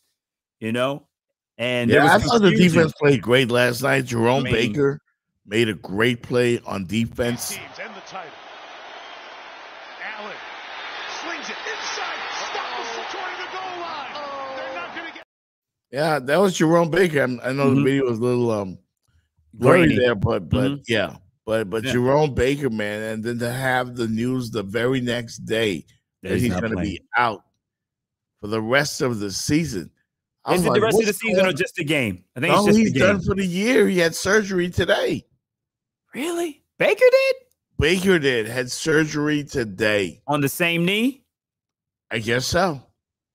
So that means he shouldn't have played. That was per Omar Kelly, and Omar be on his shit. Yeah. That means he shouldn't have played last night. Yeah. Had surgery today, man. And Van Ginkel, who's had a great year. He's out. So I hope Mostert comes back. And, I hope Waddle shows up this weekend. Because I really want the Dolphins, man. If, my Raiders are out of it. I want to see you guys happy. I want to see you guys win. Yeah, and I think in the stadium it's kind of hard, but how much pressure? I don't know if they got that much pressure on Tua. Tua had time last night. They weren't harassing him a great deal. What were they? No, Tua had time. So the offensive line sack. Yeah, so the offensive line with basically this was the first. Well, we're missing Isaiah Wynn, but this was the first time we've had at least 4 of our starters on the offensive line. 4 of our 5 starters on. No, and I'm sorry. Connor Williams didn't play. So that's 3. Yeah. Connor Williams is out. So that's another player that with the season ending.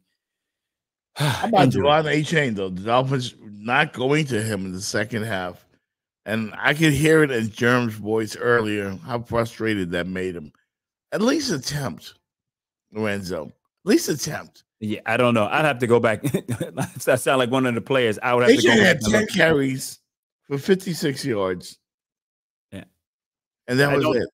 I don't know what happened in the second half. 5.6 yards a carry. Like, give them a chance. I remember that series where they ran the ball like 3 times and nothing happened. That must have been Jeff Wilson in the game instead of Achane. You know, sometimes I think Mike McDaniel, when they get these genius labels as head coach, they outthink themselves. Possible. Right. I think they outthink themselves. Possible. I questioned a lot of his play calls this season. I do think he's brilliant. Mm-hmm. He's a great guy. He listens to Tupac, so he's cool, you know. Right. But I do question him sometimes. Yeah. And have formations or personnel in the game that's not going to dictate what you're going to do. So it's like when you see Craycraft and you see Clay Chasepool and you see Robbie Chosen on the field, what does that tell the difference? The defense. Yeah. You're running the ball. Yeah. You're not throwing the ball. You know what I mean? So, things like that, I think they just got to work on and evolve. Second year of the offense, second year coach, great year. Wait, let's give some applause for rookie Devon A-Chain, because he was average for the year, Lorenzo, 7.8 yards per carry. Yeah. 7.8 yards per carry. That's the best in the NFL history. Can you look at how many games did he play? By running back with at least 100 carries in the season. How many games did he play out of 17? He missed quite a few games. Yeah. He was out for 4. Yeah. He played in the first game of the season. He may have had 1 carry in the New England game, so he barely played that one. And then he got hurt against the Giants. He did get to carry the rock 100 times, over 100 times this year. Mm-hmm. That's the best in NFL history by running back with at least 100 carries. How many yards did he finish with? Did he get 900? Let's see. He had exactly 103 carries for 800 yards. 800 yards. Okay. I knew he was close to, and that's probably it. Doesn't tell you how many games? Doesn't say how many games. Yeah. So I would say he probably played 9 games. Courtesy to Miami Dolphins. Yeah. He probably played 9 games total. Yep. If that many. I mean, that's a great season. Mm-hmm. And last night you missed that 1-2 punch between the two of them. So missed that. Yeah, you missed that last night, but still should have won. Still should have won the game. Tyreek should have caught that pass. Tyreek, Tua could have thrown to another receiver instead of staring him down. Yeah. So you gotta have playmakers make plays. Like for the Bills, Harding kick return last night. Right. That was huge. This was huge. Yeah. Back-to-back possessions. Jake Bailey with a big punt sends Deontay Hardy all the way back to the 5. Has some space. Takes off. Look out, Hardy. Gets a block downfield. Hardy's going to go. He's in midfield. Nobody's going to catch him. Deontay Hardy, 95 yards. Yeah, I when that happened, I was like, Can you play that one more time? Or I just want to see where he kicked the ball from.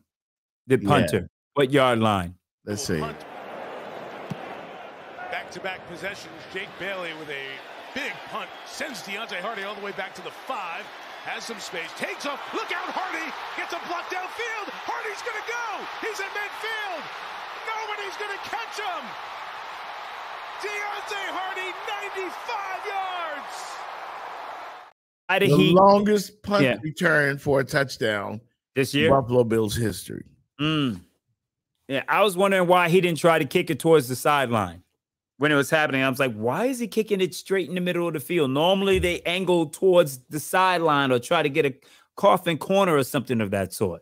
Yeah. So, you know. And the Bills fans, like, they erupted. And that's the most opponent. I mean, I've seen it before where it appears like the other team has so many fans in the stadium. As a Raider fan, I hate that because our games are in Las Vegas. Everybody plans their vacations for Vegas. You know, I hate that. But Miami has a similar problem especially when a popular team like the Cowboys or the Steelers or the Buffalo Bills or the Philadelphia Eagles come to town. That's a problem. And I hated seeing all those Buffalo fans celebrate and whoop it up in Hard Rock Stadium like they won the Super Bowl. Yeah. Well, they won the division. The thing that makes me more upset is that you heard them when the game started. Yeah. Once the Dolphins went up, it's like you ain't hear them anymore. Yeah. It's like you forgot they were there because it was 14-7 for quite some time, and then the fourth quarter came. Right? Yeah. And then it's like, oh, wow, you forgot because they were quiet because, the Bills weren't doing anything but turning over the ball. But once that punt return happened, you couldn't shut them up after that. No doubt. Shout out to my homie Tommy Green who's chiming in on Facebook. Tommy says, let's go. Remix Sports Media, home of the Miami Man Cave, where we do it big. There, Lorenzo, we got to get you on the show this year. All right, man. So we can talk about this Africa trip. That's still on, right? No, man, we had to postpone that. It was in December. We postponed it because of the war happening in Israel and Gaza. Yeah. So we had quite a few people that decided not they too close for smartly. Comfort. Yeah. So I didn't want to be liable. So no, So about 15 to 16 people traveling with you. Like, we'll pass. So yeah, I'll be going sometime. What did you think about the halftime performance? Oh man, I thought that was great. Let's give him some love, man. Uncle Luke, Trick Daddy, Rick Ross, Trina. I think even I don't know if DJ Nasty was out there, but he was supposed. Yeah, he was on stage. Yeah, okay. He was playing the music. Yeah, Nasty was there. So no, it was.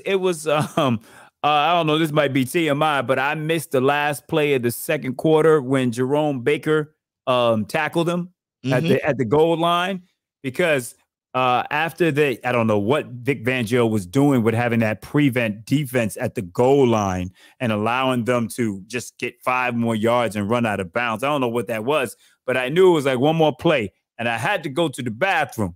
So I was like, because I knew if I waited to go to the bathroom, I would miss the halftime show because I would be in line. So I jetted to go to the bathroom, came back and missed that final play just so I could see Nasty, Trick, Trina, Luke, Rick Ross all come out there and shut it down. And the thing that was so rewarding because they were celebrating 50 years of hip hop, the stands were full of people. Like normally during halftime, it empties. Everybody goes to the concessions, but people stayed there to watch the halftime show because they all heard about it, and it didn't disappoint. Yeah, I think it was only about 8 minutes long, but just to hear, homegrown Miami music at Hard Rock Stadium with Miami 305 representing talent on that field.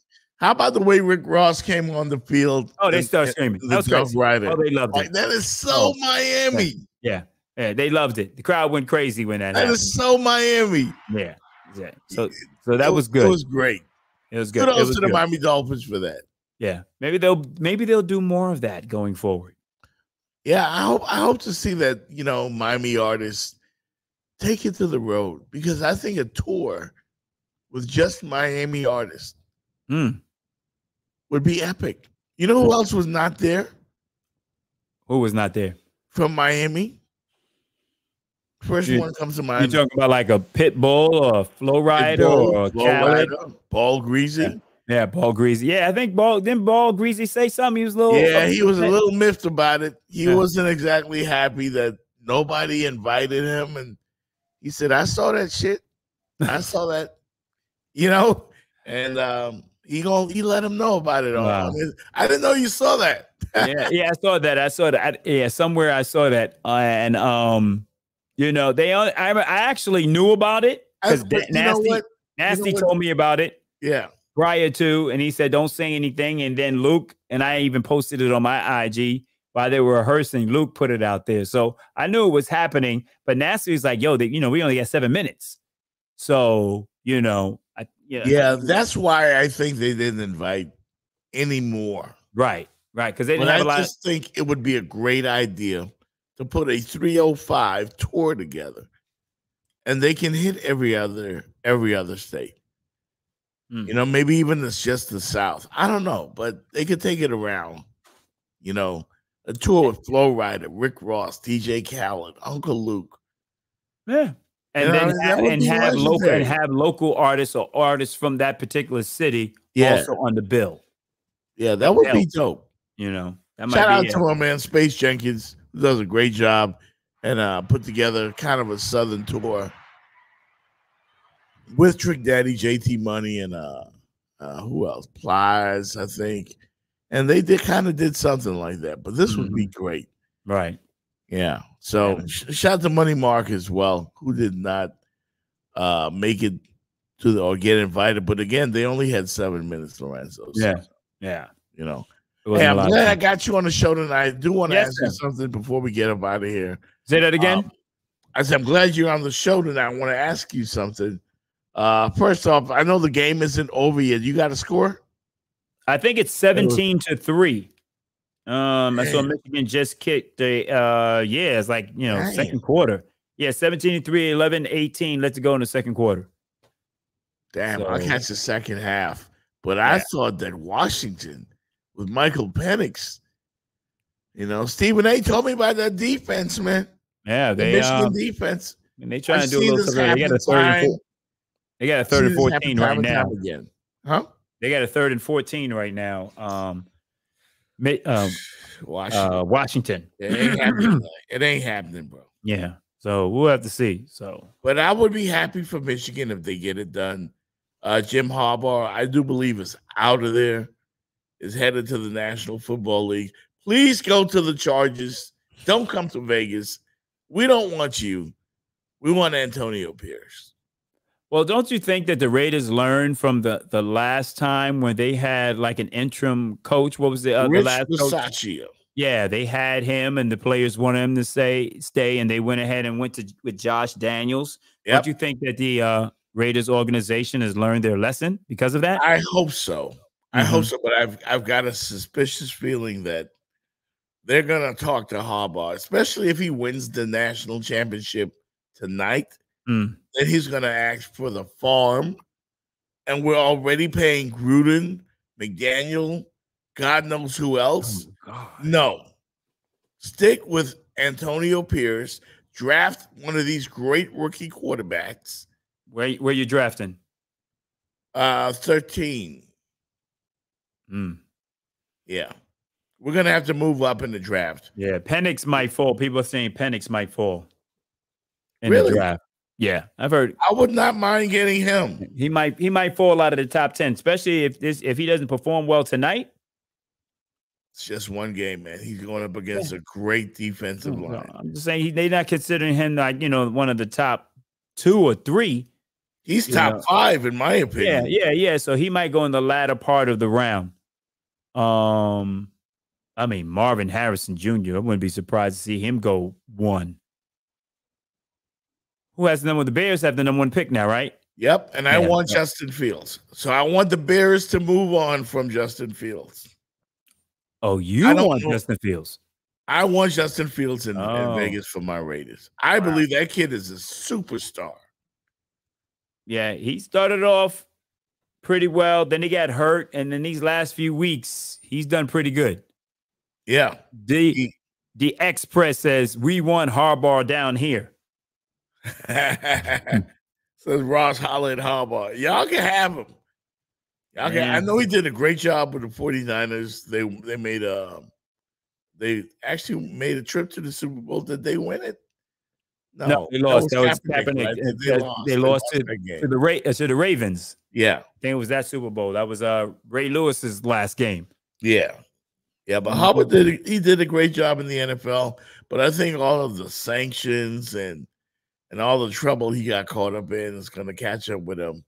No, I mean, I just think with the Dolphins, they just need to give it some grace. It is his second year as a coach. I mean, it would have been a phenomenal story if he were able to take the Dolphins to the AFC Championship game, or even the Super Bowl. But it is the thing is, why we're stressing is because we got players that are older, like the Jalen Ramseys, the Chubbs, and the Tyreek Hills. So it's like win now mode. But you got to realize you have a coach that's just completed his second full season and a defensive coordinator that is working in his first year with these particular players. Now he could probably get some more of the type of players you need a run thumping linebacker. David Long did good, but now you need look at those linebackers the Ravens got. God, you need a couple of linebackers like that. So for this defense to be able to, because that's where they're picking, backside of the backfield, tight ends are attacking the linebackers and the safeties and whoever the backup cornerback is. That's how they're beating the Dolphins defense. So the consensus pick for the Super Bowl is the Baltimore Ravens right now. And the 49ers. At least to make it, and the 49ers. Yeah. Would you like to see the Cowboys make it to the Super Bowl? Yes, I would. I would. I think, and you're hearing here first, right on this show. I think it's going to be. I hate to say it, Dolphin fans, but it's going to be, and I have the right to change my mind, right? I'm going with the Cowboys and the Buffalo Bills. Wow. I don't even have the Ravens going. I think they're going to get upset. I know they look perfect on both sides of the ball, and they have playmakers. Not perfect.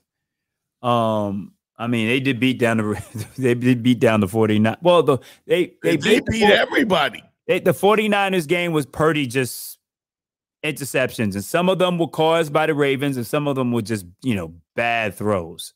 They beat down the Dolphins.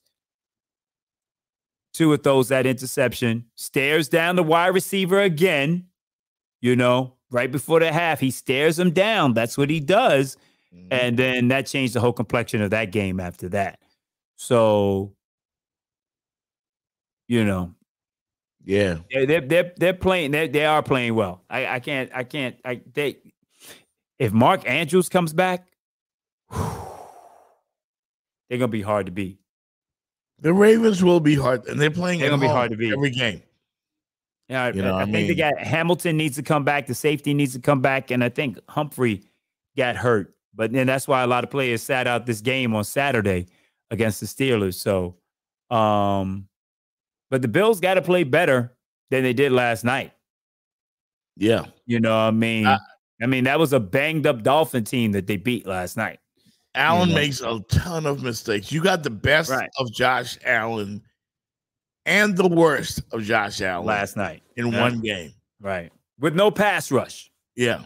And he got a hero's welcome when they returned to Buffalo. I had the video. I didn't. Oh, really? I loaded up. Yeah. But I got to go back and watch the game again. I haven't been able to just have the time, but I want to go watch it again to see, the ability of the defense to get pressure on Josh Allen.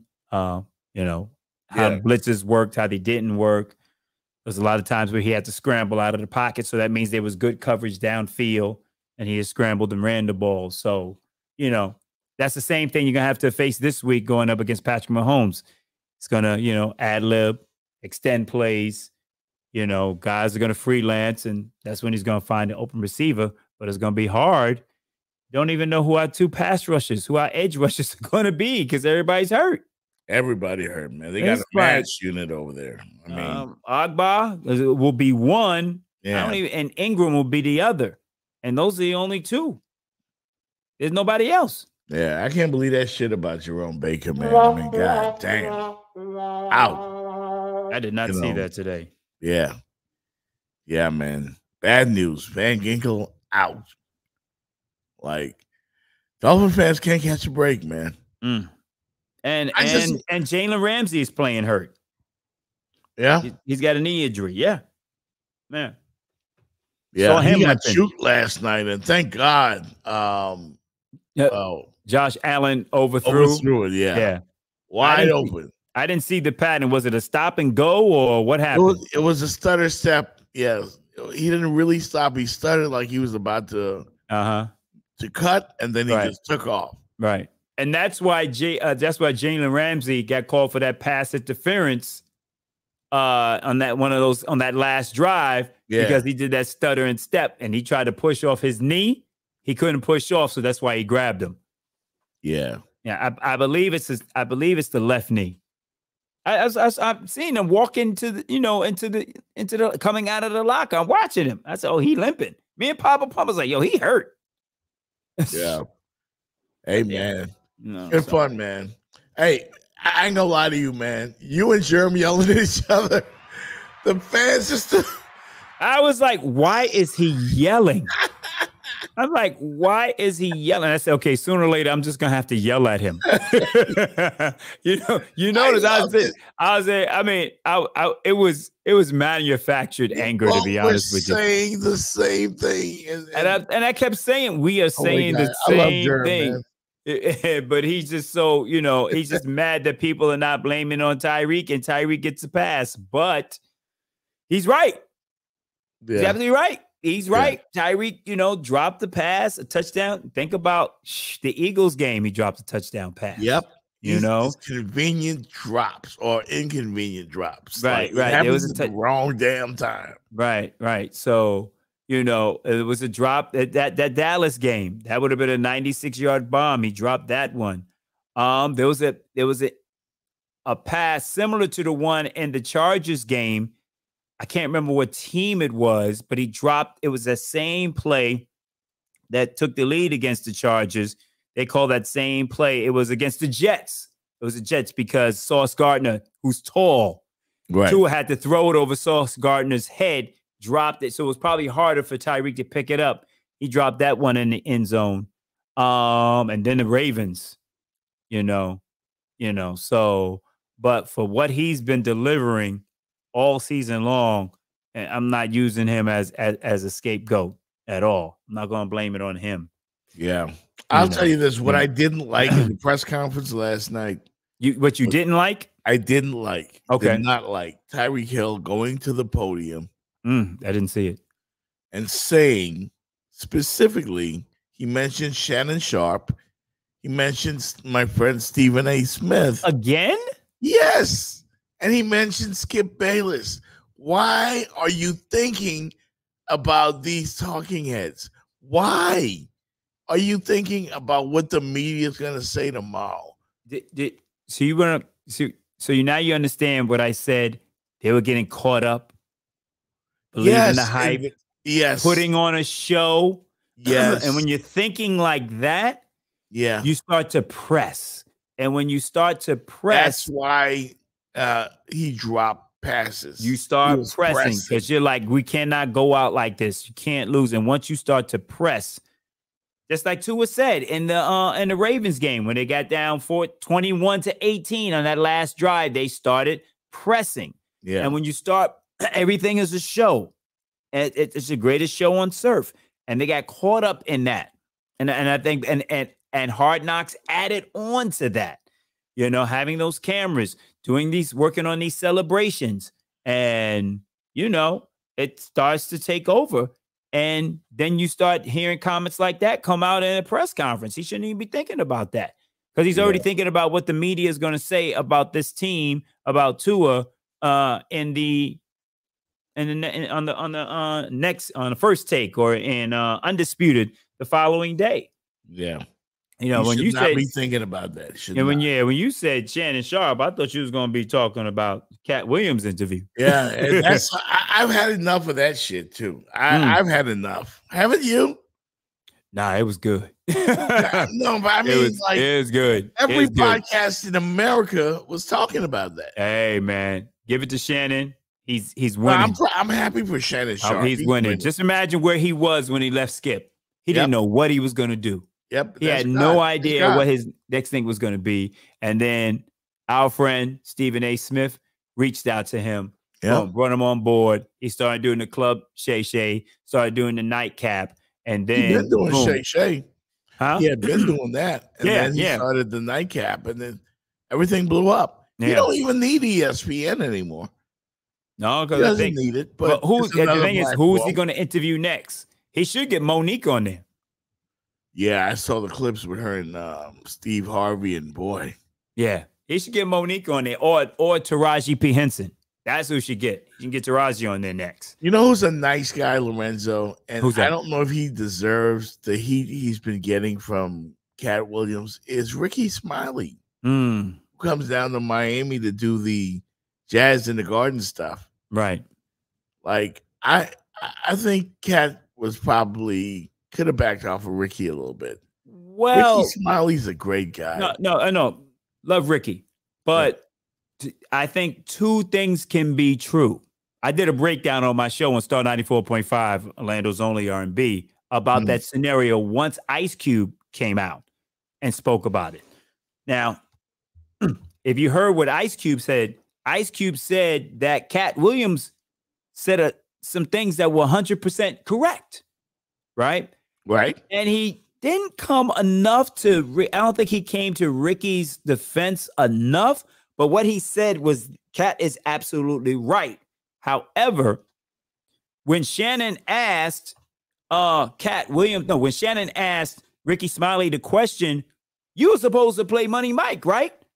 And if I were auditioning, and I've auditioned for movies where I auditioned for one role and I get in there and they've given me another role. Right. One movie, Name of Justice. I went in there to read for the drug dealer role. They're like, nah, we want you to play this role. I said, what role is this? It's the role of the crackhead. I was like, oh, okay. The way I moved, I was more appropriate for the crackhead than I was for the drug dealer. But did I come in there and was supposed to be the drug dealer? Yes. No. And that's exactly yes. I came in there to read for the drug dealer, just like Ricky came in there to read for Money Mike. But when they saw the way he moved, tall, skinny, now you know what'll be funny? Let's dress him up as a Santa Claus. So Cat Williams probably did not even know that Ricky had read that. He just came in and read for Money Mike and destroyed it. You see what I'm saying? And that's how Cube is saying. That's how when we saw Cat, he won the role. So that's exactly how it kind of went. That's how it went down. And it's unfortunate that it hit Ricky to where it affected him in such a way. I don't know if that stuff with him on video is true or what have you, but Shelby Russian was about to knock motherfuckers out over Ricky. Yeah, but Shelby I don't know. Yeah, I mean, it affected him in such a way that he got, really distraught about it. But it's about a movie role. I think that was all he said about Ricky, right? It was just a movie role, and he called him a liar, and called him a liar. So, I guess I would feel that way if somebody called me a liar. But it's a movie role that Cat just didn't know all the information. So I mean, every damn comedian I know commented on this thing, and I mean everybody like guys that weren't even involved, Michael Blackson and Faison. No, I think he said something about Michael Blackson. He said something about he said something to him about using a fake African accent. Oh yeah. Oh, Cat was coming for everybody. Wow. Great marketing though. I mean, his tour is gonna sell out. He just made himself a whole lot of money. And that's what he sat there, he took receipts, he took notes, and everybody that said anything, he came after him. And, that stuff about Steve Harvey was hilarious. You know what I mean? The things that he was saying. And people have been saying things about Harvey in reference to Bernie, for a few years. And Cat just went back, and kind of reiterated that. The situation with Wanda from V103, was, you know, he talked about that again, and that resurfaced. And yes, and Godfrey does do a great Steve Harvey. I actually talked about that today on my show. Right. And Godfrey's response.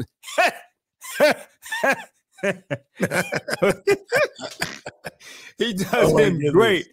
Oh my goodness. And it was just so funny. So you know, we get that.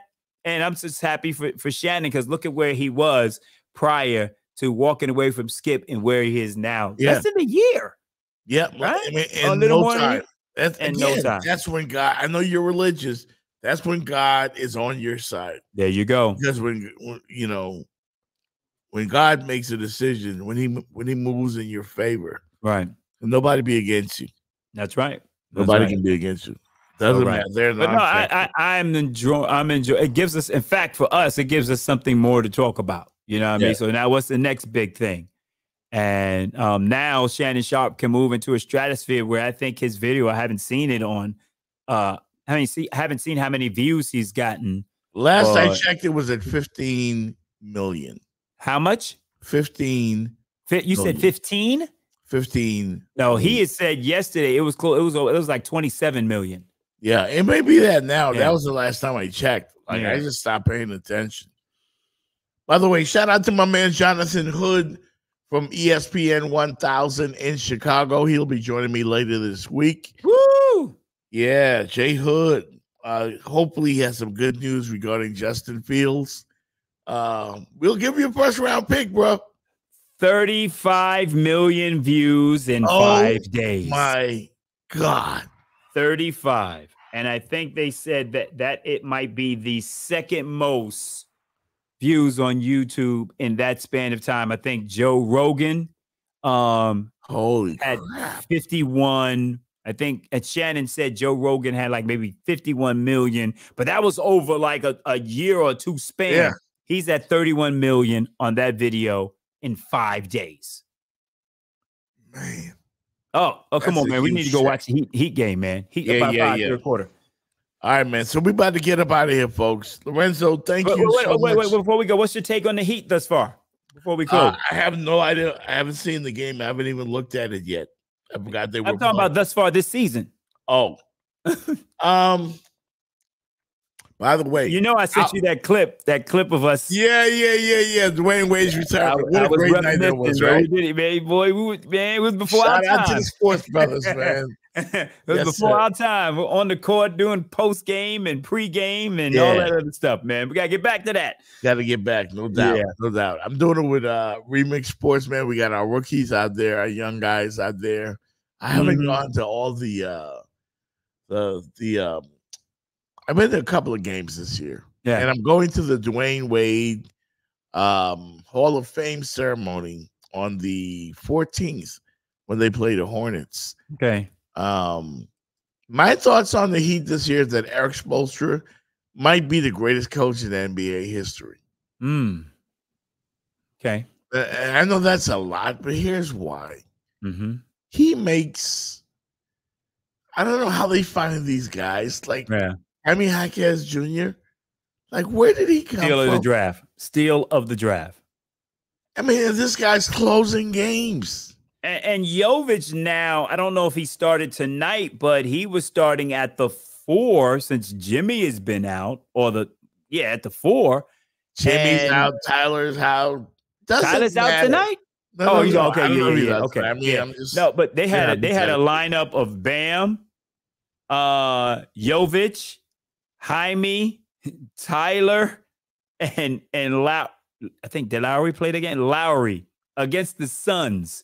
And I was like, how are these guys going to even play defense against Booker and Beal? And the Heat were competing, I think, in the first half. I think it was down by I think it was like 2 points or something like that at halftime. Mm-hmm. And then after the half, Booker and Beal said, you know what, we just gonna beat these guys off the dribble one-on-one. But that shows you, and I think they played a lot of zone in that game.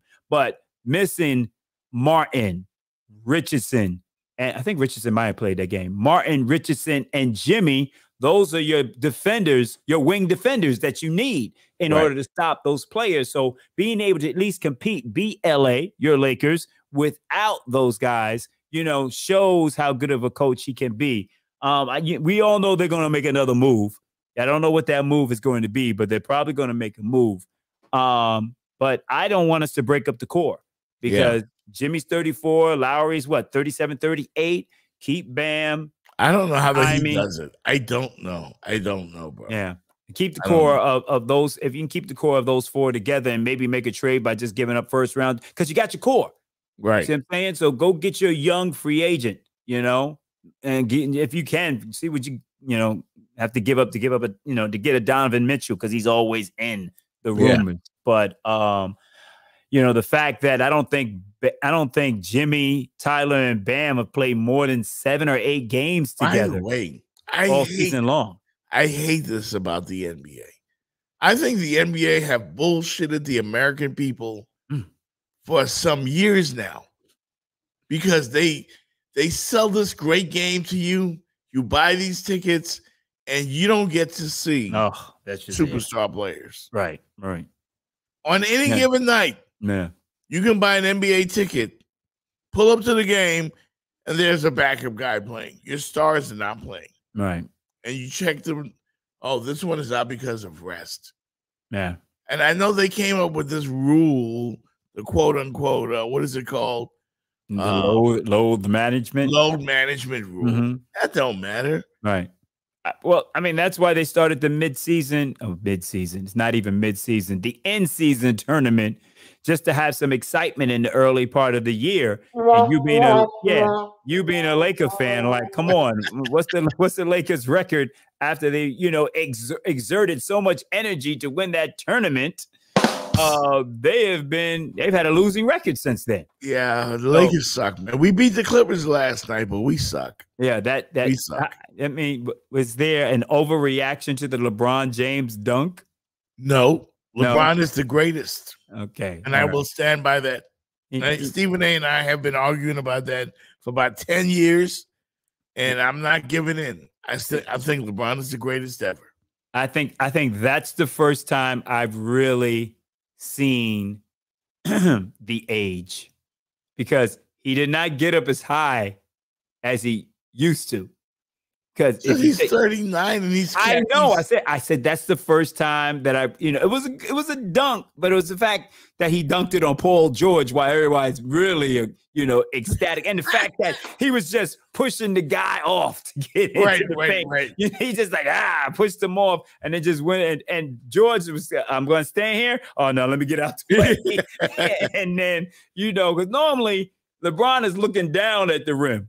This one was about eye level, and then he got there, and then doom at the end. So, I mean, how many years are this guy gonna be flying around like this? I know. I said it's the first time I really saw. He said, "Yeah, he's getting older," but it still was a good dunk. Yeah, but he's the best player on this team still. I know. He's 40. Yeah, I mean, he's 39 technically, but he's. Did you 40. see some rumors of him possibly being? Who was it? Ben Simmons that put out that ridiculous trade about LeBron and Gabe Vincent coming back to Miami. Did you see that? No. Huh? I did not see that, but that would be great. Ben Simmons put that out. Boston. Ben Simmons put that out there. Yep. Really? Uh-huh. Yeah. I can't remember. Kyle Lowry, Duncan Robinson. And hate LeBron. It was Kyle Lowry, Duncan Robinson, a first-round pick. I think it was one other, and Jovic for Gabe, and come back with Gabe Vincent. And, I miss Gabe. I miss Gabe.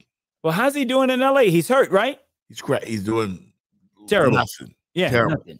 So, I mean, and that's why everybody was talking about, you lost, Max Strus and Gabe Vincent. I'm like, no, we're going to be all right. I mean, I didn't know Duncan Robinson was going to be this Duncan Robinson, but I thought Josh Richardson and the addition of they ain't bad. That's why I said Eric Spoelstra's got to be a genius, bro. Yeah, and Martin coming back, and I thought Jaime Jaquez would do well. So I said those three right there will fill that void of having, not having Gabe Vincent and Max Strus, but Duncan Robinson has made us forget all about Max. Ain't nobody thinking about Max with the way Duncan Robinson is playing and coming off the bench doing it. So Duncan Robinson been lighting it up all year long.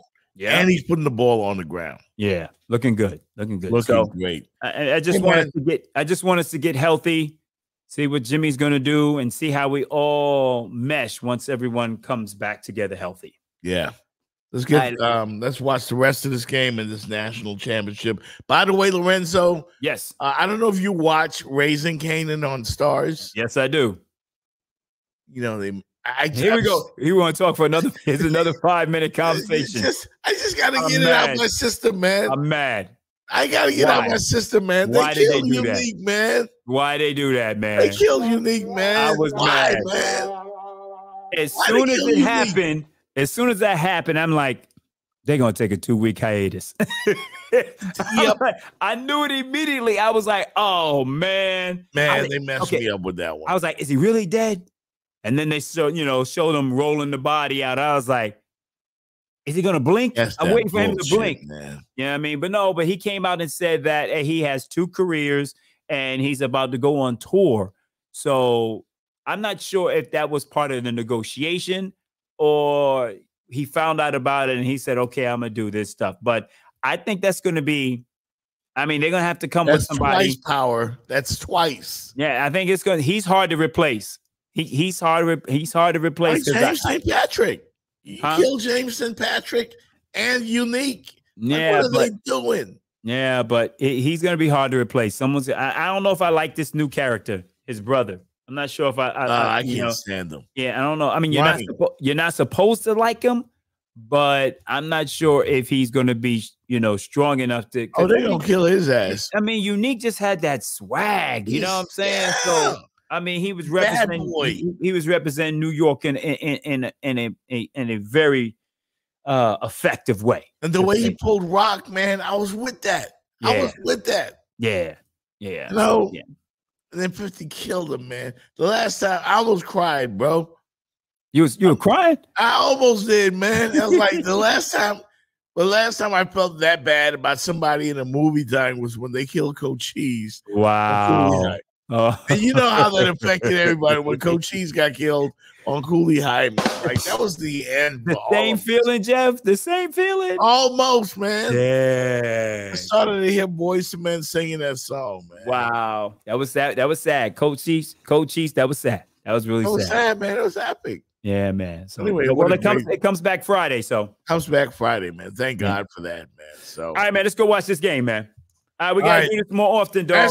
Last thing, Lorenzo. You have to go see the Book of Clarence. I have not seen it. You have to go see it. One of my buddies, he's only 12 or 13 years old. Ace W. Dillon is in the movie. Okay. Book of Clarence. I'm gonna go see it just because he's in it. Frank and I met him and his mom in Atlanta. He's a great kid, great young actor, has done a ton of movies. Everybody, America, please go see that movie, The Book of Clarence. All right? Definitely. I'm my producer from Star 94.5. He said we had like a premiere for it last week. He said it was good. Yeah.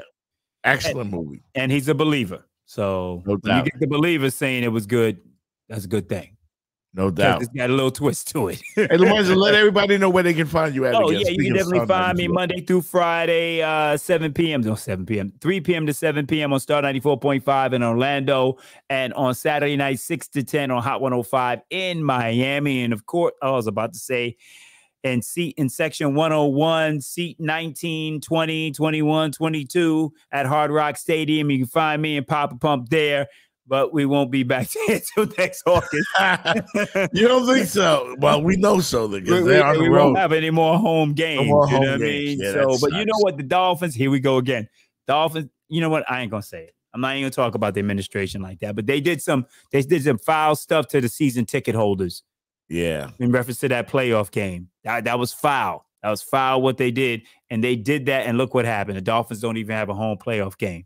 But, and the people around the stadium charging like $50 to park. Wow. $50.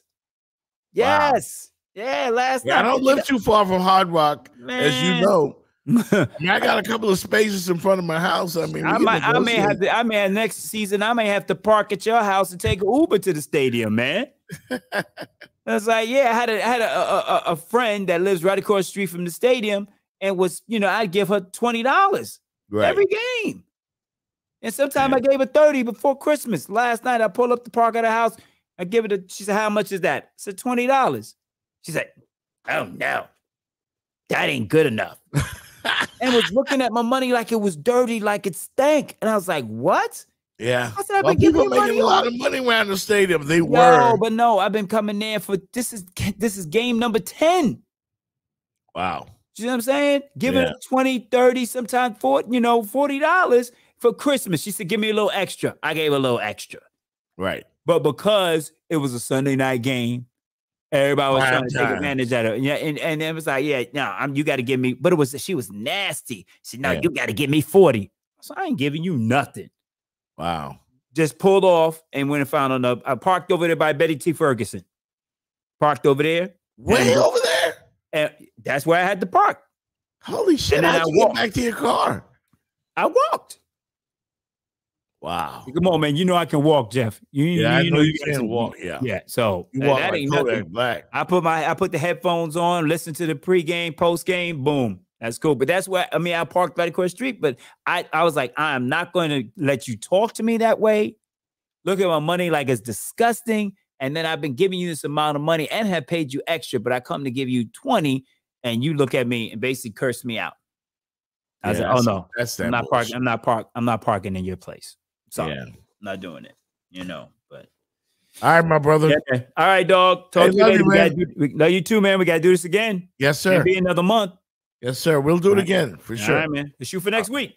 No doubt. All right, man. Peace out. Peace out.